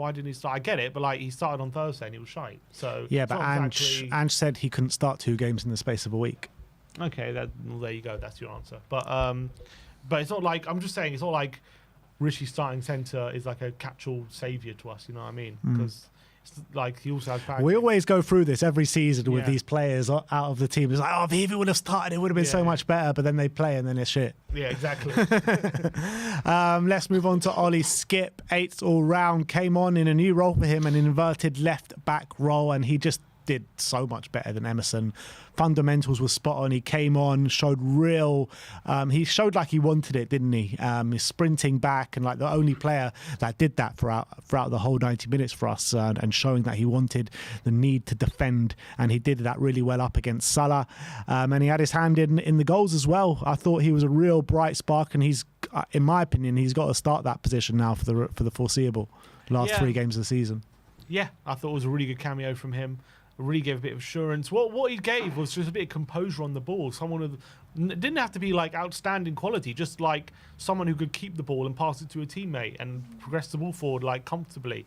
And it's something that Emerson just wasn't able to do whatsoever. Someone comfortable on the ball in central areas. Someone brave to try and nick the ball up high, get into those attacking positions and not just shit the bed when he gets there, have some sort of presence of mind. I'm not asking him to stick it in the top corner, just pass it to a teammate in a good position and, allow them to use their best at work. And that's what he did consistently and really well. He obviously involved in that second goal, got into the attacking position, found Richarlison, and, the rest was history. We ended up getting that second goal. So really good cameo from Skip. I always believed that these fullback roles profile quite well with midfielders, so I don't see a reason why midfielder wouldn't be able to do that role. And Skip came on and did it admirably. So I do want to see Ange persist with using midfielders in those positions if we don't have the fullbacks available. Yeah. James Maddison up next. Him gives him a 7. I gave him a 6. He was one of the players as well that came on and completely changed the game. He was getting on the ball. He was looking to make stuff happen. I just felt like in a certain few moments when we were really in the ascendancy, his passing and his shooting really did let him down on the day. But doesn't take away from the fact that he was a key reason why Spurs did look on top in those final 20 minutes. Yeah, I thought it was a bright cameo. I thought he got really in and amongst the ball in higher up the pitch this time, was using the ball quite well on the edge of the area with some creative passes down on the left-hand side. His shooting was a bit off. Obviously, he won a free kick and then decided to take it himself. He had a bit of an argument with Porro over it. He won out, but obviously his free kick went into the wall. His other shot, I think, again, 25 yards, but it was pretty easy for Alisson to claim it straight down his throat. So that was simple. But I did think he was a really positive influence in our build-up, playing the ball quicker with more purpose, getting us onto Liverpool's back four more consistently. And I thought once he got the ball in that final third, he was, looking fairly sharp, and he was finding teammates. He was building up play. But as you say, wasn't able to really provide that killer moment, which if we did, would have really got us back in the game. Yeah, and finally of the substitutes, Giovanni Lo Celso. Sim gives him a 7. I gave him a 6. Again, came on, showed what he was about. He was aggressive. He was winning quite a lot of fouls as well, high up the pitch. Created a chance. I mean, what more does this guy need to do with all the cameos that he has had in the last 3 or 4 weeks to show he can't start in this team where every single midfield player is not performing for the team? And we just look so much better on a progressive basis, on an attacking basis, when him and Maddison were alongside each other in that midfield. Yeah, and we looked a lot better in possession. We just looked a lot better getting the ball forward. We just basically, what it meant is like when we had the ball, we were making use of our good football that we were playing. It just seems as like at the moment, when we're playing this good football, we get to the final third and there's just nothing to it. We're very blunt. And yet, when we had Maddison and Lo Celso there, we looked creative. We looked like we were hard to stop all of a sudden. And that's why I implore Ange just to double down on his attacking approach. If he's going to go this attacking, double down on it and go play the attacking players rather than, playing this attacking football with players who don't seem to be able to break teams down. Celso really bright, linked up really well Maddison and Basuma and the likes of Richarlison and Son as well. We've moved the ball forward a lot quicker and we were looking very, very bright. So I thought it was a really good cameo from Gio. Yep. And what I also like about Gio is just like how he's so aggressive and he wins all his duels as well, where not a lot of our midfielders are doing that on a consistent basis. So that's another reason why we were on top in those last 20 minutes. But let's finish off talking about Ange Postecoglou. We're giving him a 4. And for a few weeks in a row now, I think he got the team selection wrong. Emerson was obviously a key part of that. After the showing that he showed at Stamford Bridge, getting taken to the cleaners by Noni Madueke, why did Ange think it was going to be any different against the likes of Mohamed Salah? In fact, it was even worse by a considerable amount. So that was obviously wrong. The rest of the defenders, it is what it is. Like Romero, Van de Ven, Porro, all should have played. The midfield, I thought he got completely wrong once again. I thought Lo Celso should have played, potentially Maddison as well. The wings, he played Kulusevski and Johnson, and I was saying before the game, like, why not just play Johnson on the right and Kulusevski out on the left? And if Kulusevski is gonna be that touchline winger, surely it's gonna be better on the left than it will on the right, using his favoured foot on the outside. Obviously, that didn't happen. The changes that he did make in the game, I felt like they were the right changes, but they happened too late. Changes needed to happen at half-time. 2-0 down, could have been a lot more. You could see we were desperately in trouble.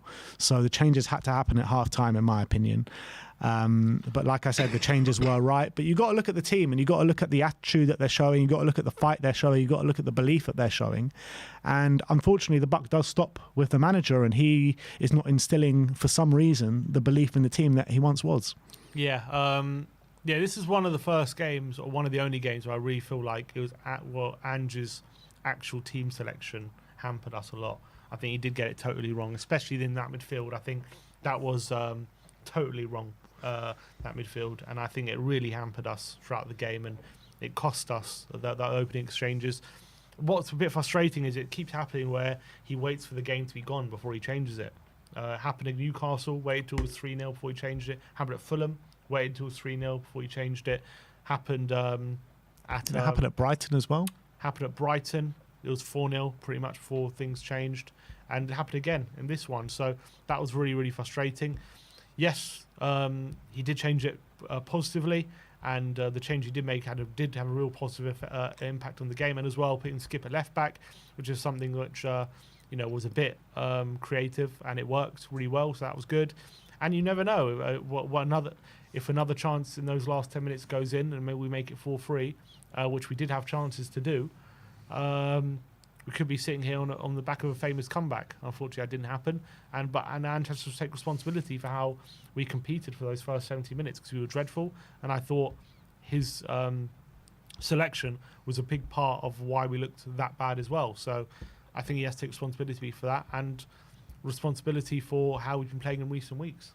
What did you make out of his comments after the game? Did you see them? Which one specifically? When he was talking about how it was a lot better than what we showed in the last 2 away games, and against Chelsea and then against Newcastle, where we were actually able to play our football. I wouldn't go as far as to say I was impressed by it. I did think just purely on was our football better? Definitely in the last 20 minutes it was. Because we weren't even doing that in the last 20 minutes, that's for sure. But he was talking about the first half as well. I did think some of our approach play was a lot better, to be honest, than it was in those other games against Chelsea and Newcastle. I actually did. But unfortunately, our approach play was better, but our final third play was just as bad. So it didn't really make a difference how good our approach play was. He did say that as well, to be fair. Yeah, so I think he is right.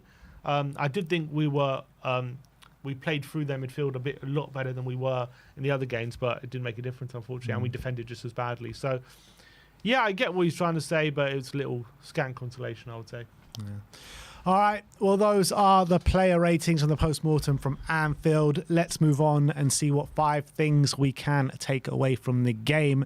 And up first is Skip's new position. Yeah, and look, Skip came on with a half-an-hour cameo, playing at left-back after Emerson was having a torrid time, and I thought he acquitted himself admirably well, and maybe it's something we should be seeing more regularly from now to the end of the season at least. Had 100% passing accuracy, 1 successful dribble, 1 interception, was involved in the second goal as well, and he just showed a bit of bravery, a bit of composure, and he just showed the bottom level of just a bit of quality that you need in that position just to be a bit comfortable there. Whereas I just feel like whenever Emerson gets on the ball there, he's constantly losing it, doesn't look comfortable there. Where at least Skip, because he's a midfielder by trade, once he picks up the ball in those positions, he just looked a lot more comfortable, and that makes a world of difference. Yeah, absolutely. And on top of that, it wasn't just what he was showing on the ball. It wasn't just, the way he was contributing to the attack as well, but his defensive nous, with him being a defensive midfielder, I felt like he was able to deal with Salah a lot better than what Emerson was.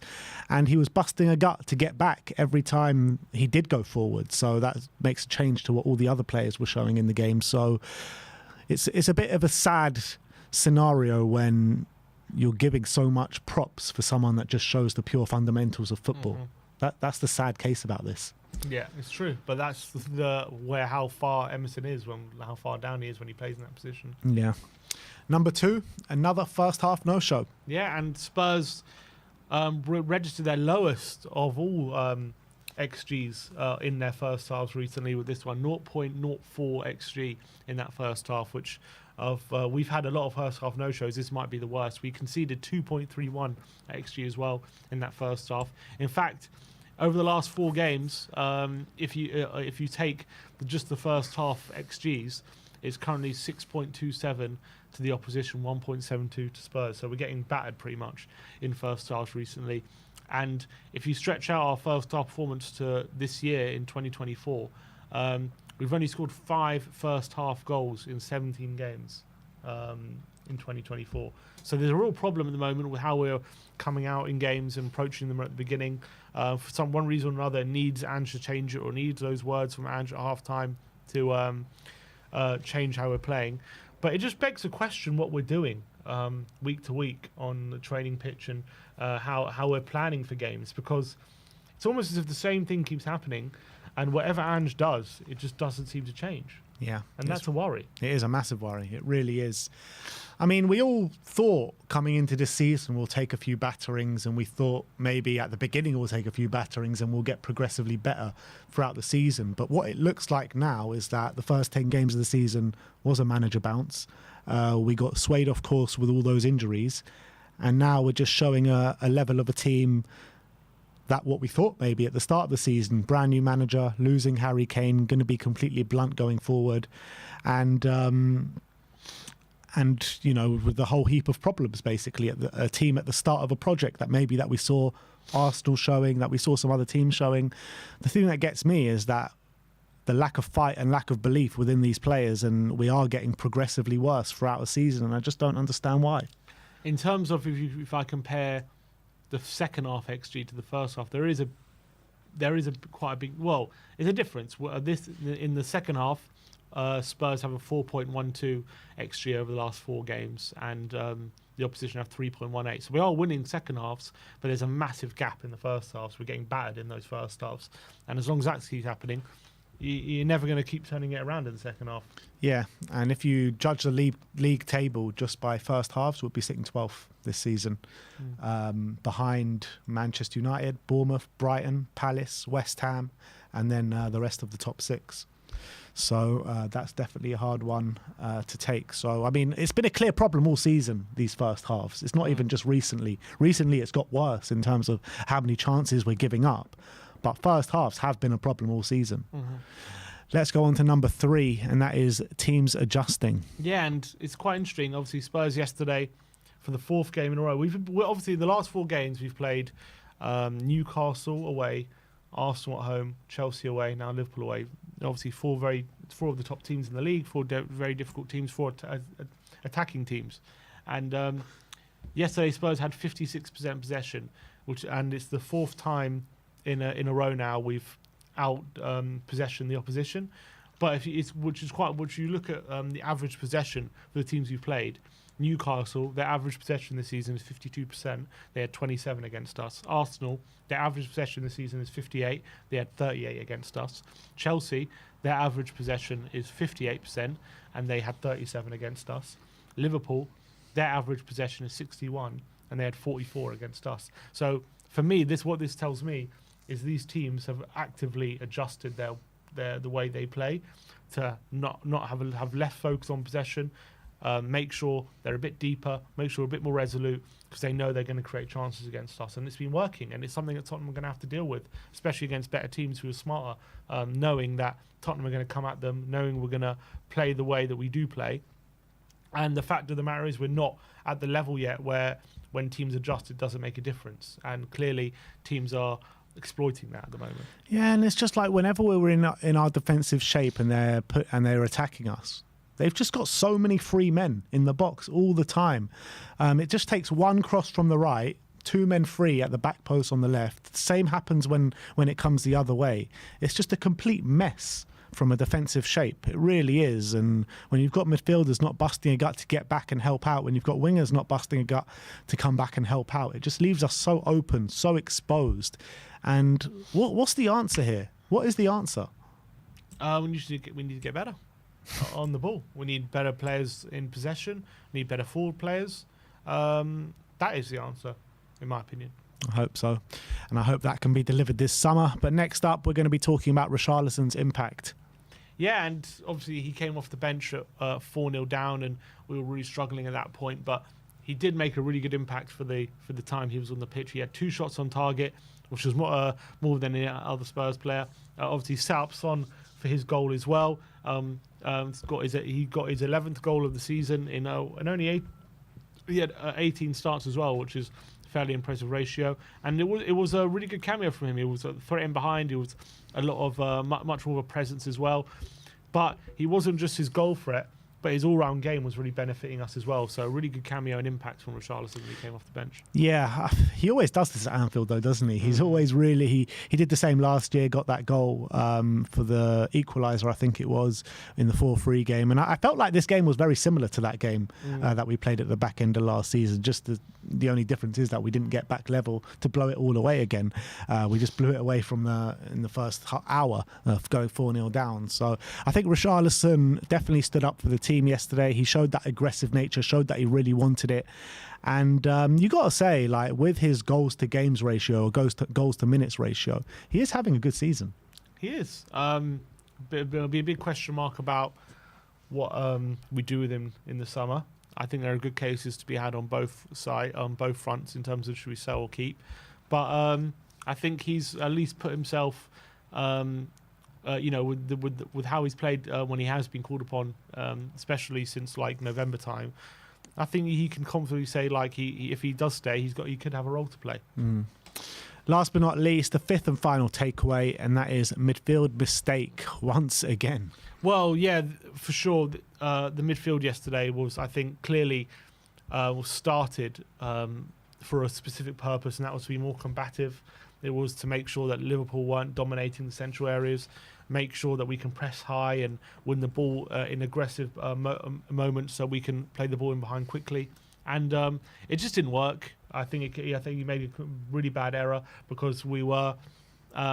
He played this defensive midfield 3 to be more aggressive, and the numbers suggest it didn't work. We won 7. Those midfield 3, Basuma, Sarr and Bentancur, won 7 out of 24 ground duels and only made 4 tackles between them. And then going forward, only 1 key pass and 1 shot between them as well.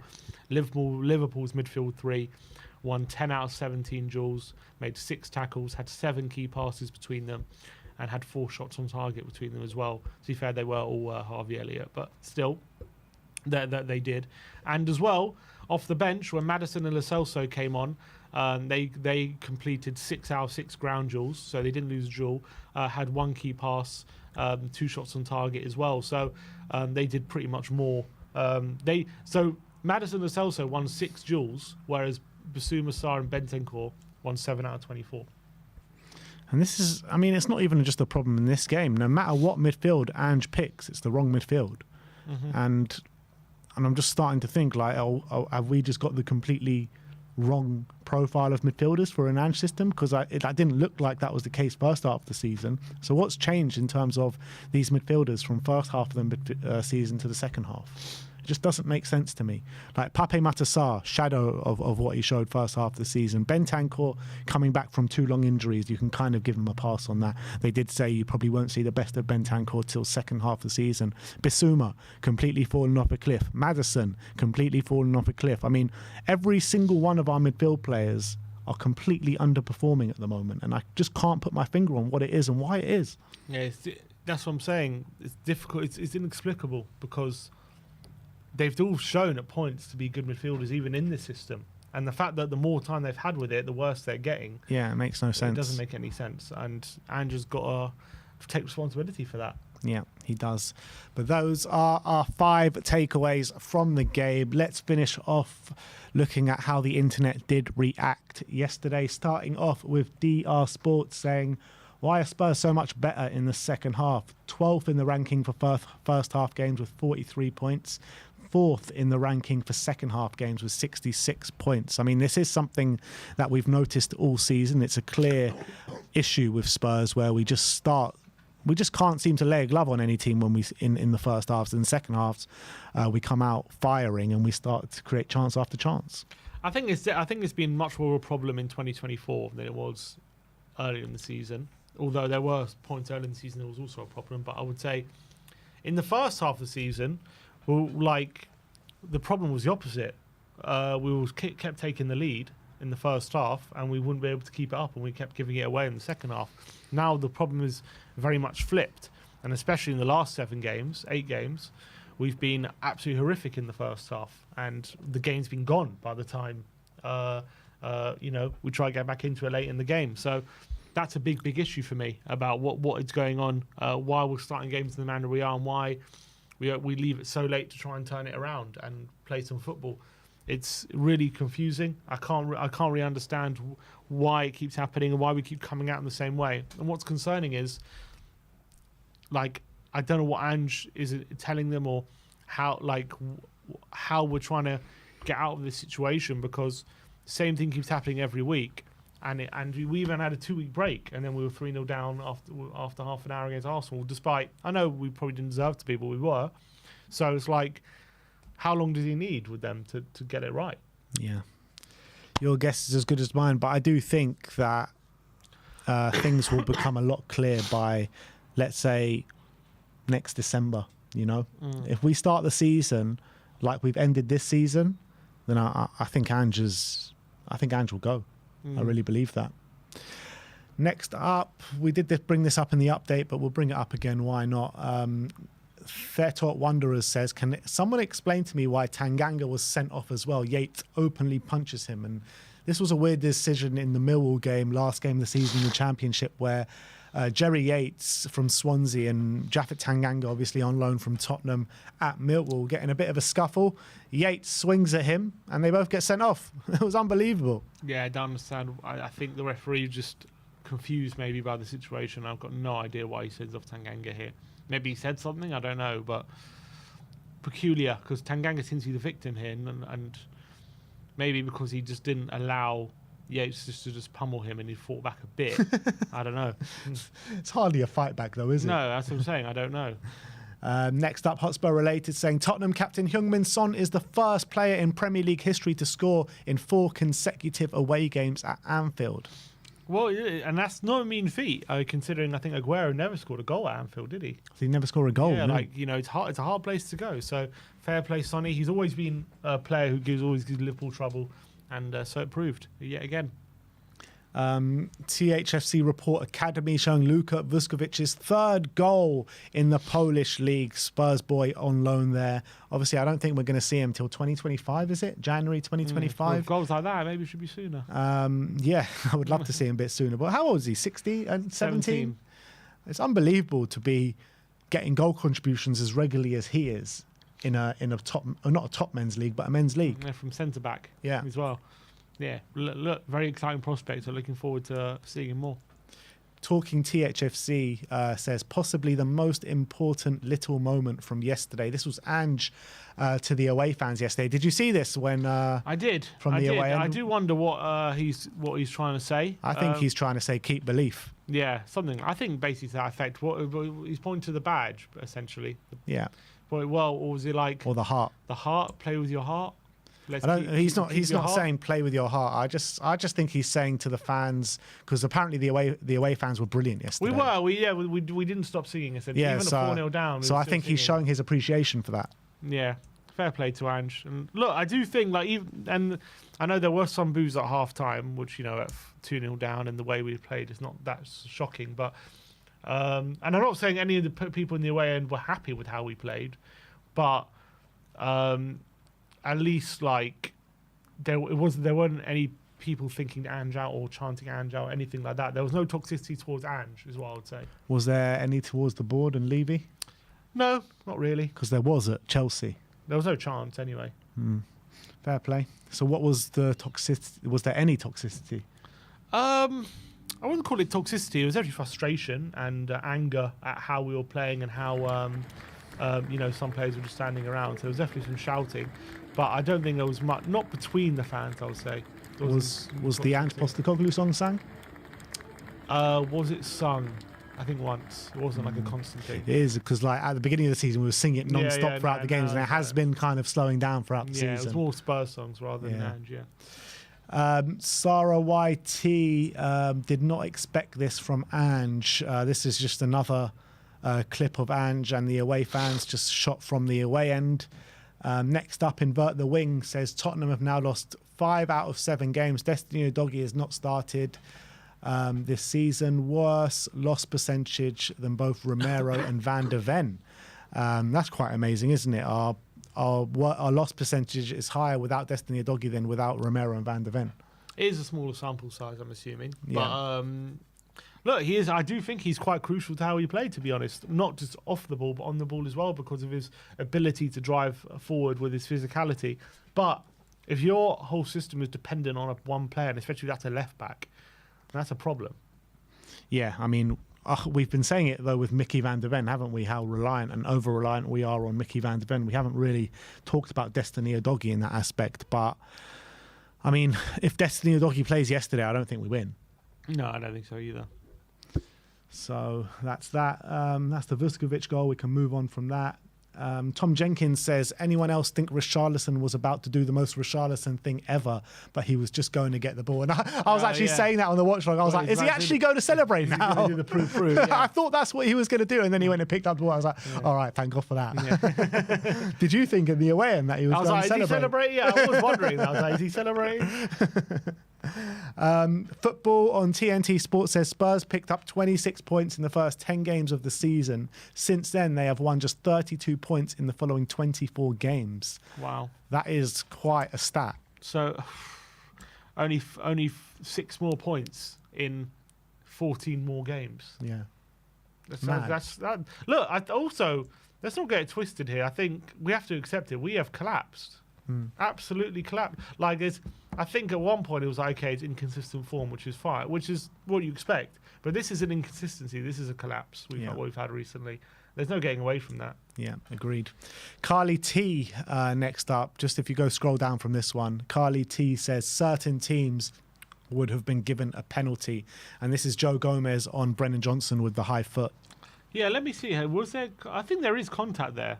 And could Johnson have been braver, though, maybe? I think he goes in with it. He tries to head it. Clatters into the post. Yeah, I do think it's a penalty. I mean, if high foot is an offence and he puts his head there, he's going to win the header, and he's, kicked.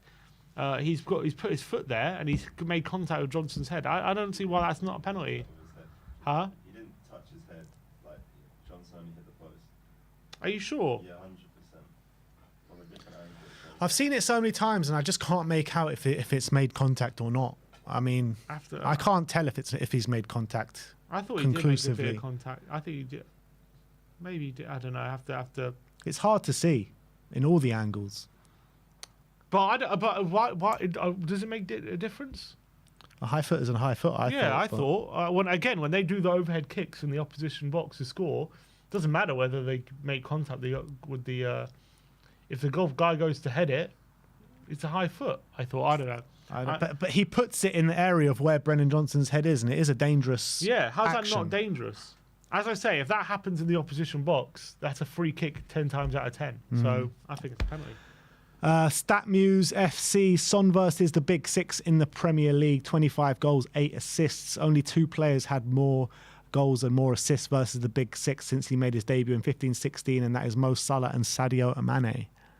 Yeah, and for all people saying, Son, conversations to be had about him, I just think it's far too early to be saying anything like that. He's such a great player still, and I thought he had a great game those last 20 minutes. I thought he was really, really good. He did, but he was just very poor for the first 60. And also a big game player. Yeah, absolutely. That's which is a good point. Like that tweet makes. Like, he does always usually perform in these big games. He does. Next tweet says Heung-min Son is now 1 goal away from making it into the top 20 all-time scorers in Premier League history. Top 20, very impressive. Let's hope and where's he going to end up? I wonder. Yeah, I don't know how many goals, because there's probably very tight. Like a goal probably puts you, quite a considerable amount up that top 20. So we'll see. Cardio Kulusevski versus Liverpool. 0 goals, 0 assists, 0 shots, 0 chance created, 0 successful dribbles, 0 accurate crosses, and he has 1 goal in his last 18 matches. Yeah, look, he actually, in terms of goal scoring, he actually started the season quite well, because I think he got 6 in his first 12 or something like that, or 15. Because he's on 6 goals this season, or 5, and it's really dried up. So it's hard to explain why. I thought he started the season really well, to be honest, but he He's hasn't dropped been on off the same level. massively. Yeah, he has. Massively. He has. But then you can say the whole team has, to be honest. Is in a big drop off in a lot of players. We have collapsed as a team. Yeah. And it's hard to put your finger on why that's happened. Lana says, imagine missing the game today and this is the first thing you see. And she's quote retweeted a tweet saying, Skip is our best fit left back starting for the rest of the season. Can you imagine? You just completely missed the game and you just see what Skip has had a worldie at left back. He has. And he deserves credit for it. I think I want to see more of him. But again, my point is, it doesn't necessarily have to be Skip. I just think we should be using midfielders in those positions a lot more. Yeah, I get what you're saying, but seeing as Skip has shown that in the last game, then he deserves to start the next game. Live score just telling us about the Sonny at Anfield stat again. Invert the Wing says this is just a 9 versus 11. Emerson Royale is a League 2 player and playing Son without a creative midfielder to find the runs against such a high line just leave him completely isolated. But of course, Son will get the blame. No one can find his runs. I think that's a good point. That doesn't excuse Son how he's not able to get involved in the game, but I also don't think the selection helps Son at all. And I think, but even when Son has been playing in the number 9 and having stinkers, like the attacking midfielders haven't been doing their job properly. Correct. In terms of using his runs and finding him in the key areas. So, but I also feel like teams have adjusted. We have more possession, right, against these top teams, which is them allowing us to have more possession, and it's because they're dropping a bit deeper and not allowing him to have that space to run into, and that may also make him less effective as well. Yeah, spot on. City Chief says Tottenham are on a 4-match losing streak for the first time in 20 years since 2004. Who was our manager? Was it David Pleat? Did we not lose 4 in a row early in the season? No, we lost 4 in 3. I thought it was we 5, drew 4 with and Man 5. City. I thought it was 4 and 5. I thought it was 4 and 3. I'll check this. I'll check it now, but. Because we drew with Man City, I think, in between. We did, but I thought that was the 5th game. I might be wrong. No, you're right. We lost 3 in a row, drew with Man City, then lost to West Ham. Right, okay, fair enough. So that last minute Decky goal makes the tweet correct. Yeah. No, fair enough. And I actually remember that period. Interesting enough, the last time we lost 4 in a row, it was under Martin Jol. Was it just before he got sacked? No. It was actually just when he took over. Oh, just when he took over. It was a weird one. We lost 4 in a row. We were playing some of the best football we played all season. We lost 5-4 to Arsenal. We lost 3-2 to Charlton, and then I think we lost 2-0 to Chelsea or something. I can't remember the other one.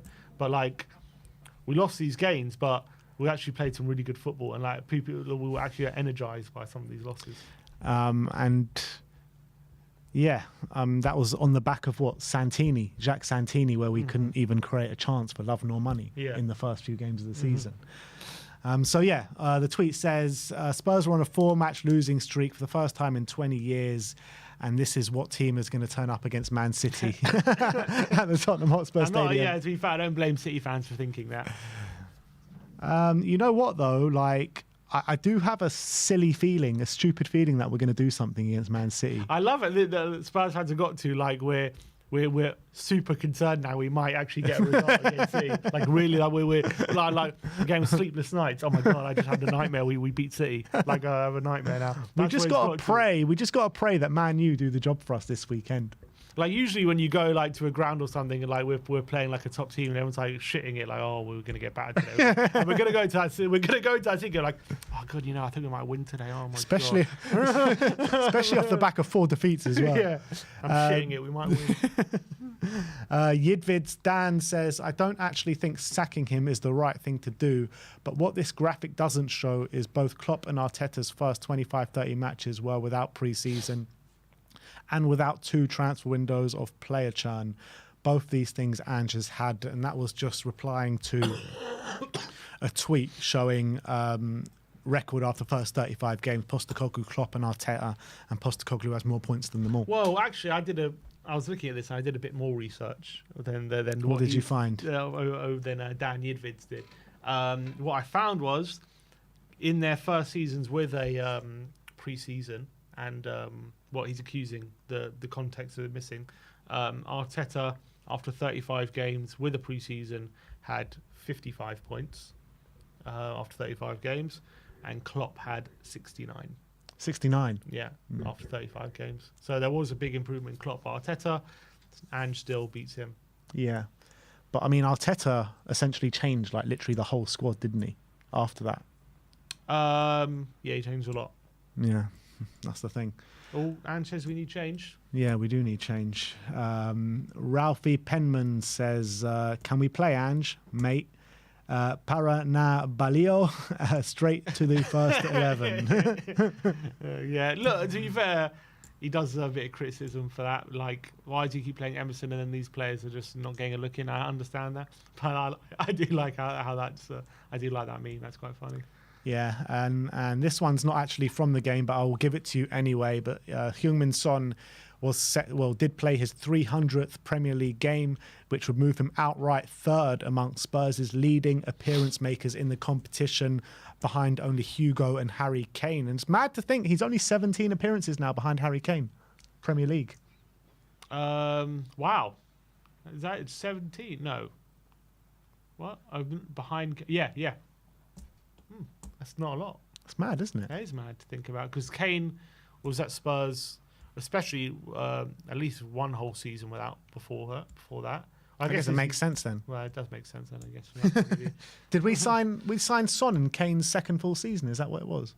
Because we enough. signed him in 2015. I thought it was a couple. Well, Kane's breakout season was in 2014 under Poch, and then we signed Son in 2015. But in that first season, Son was very much in and out of the team, wasn't he? So yeah, he was. You do envisage he will beat Kane. Do you think he can beat Lloris? Yeah, I think so. Is this just Premier League? Yeah. Yeah, I think so.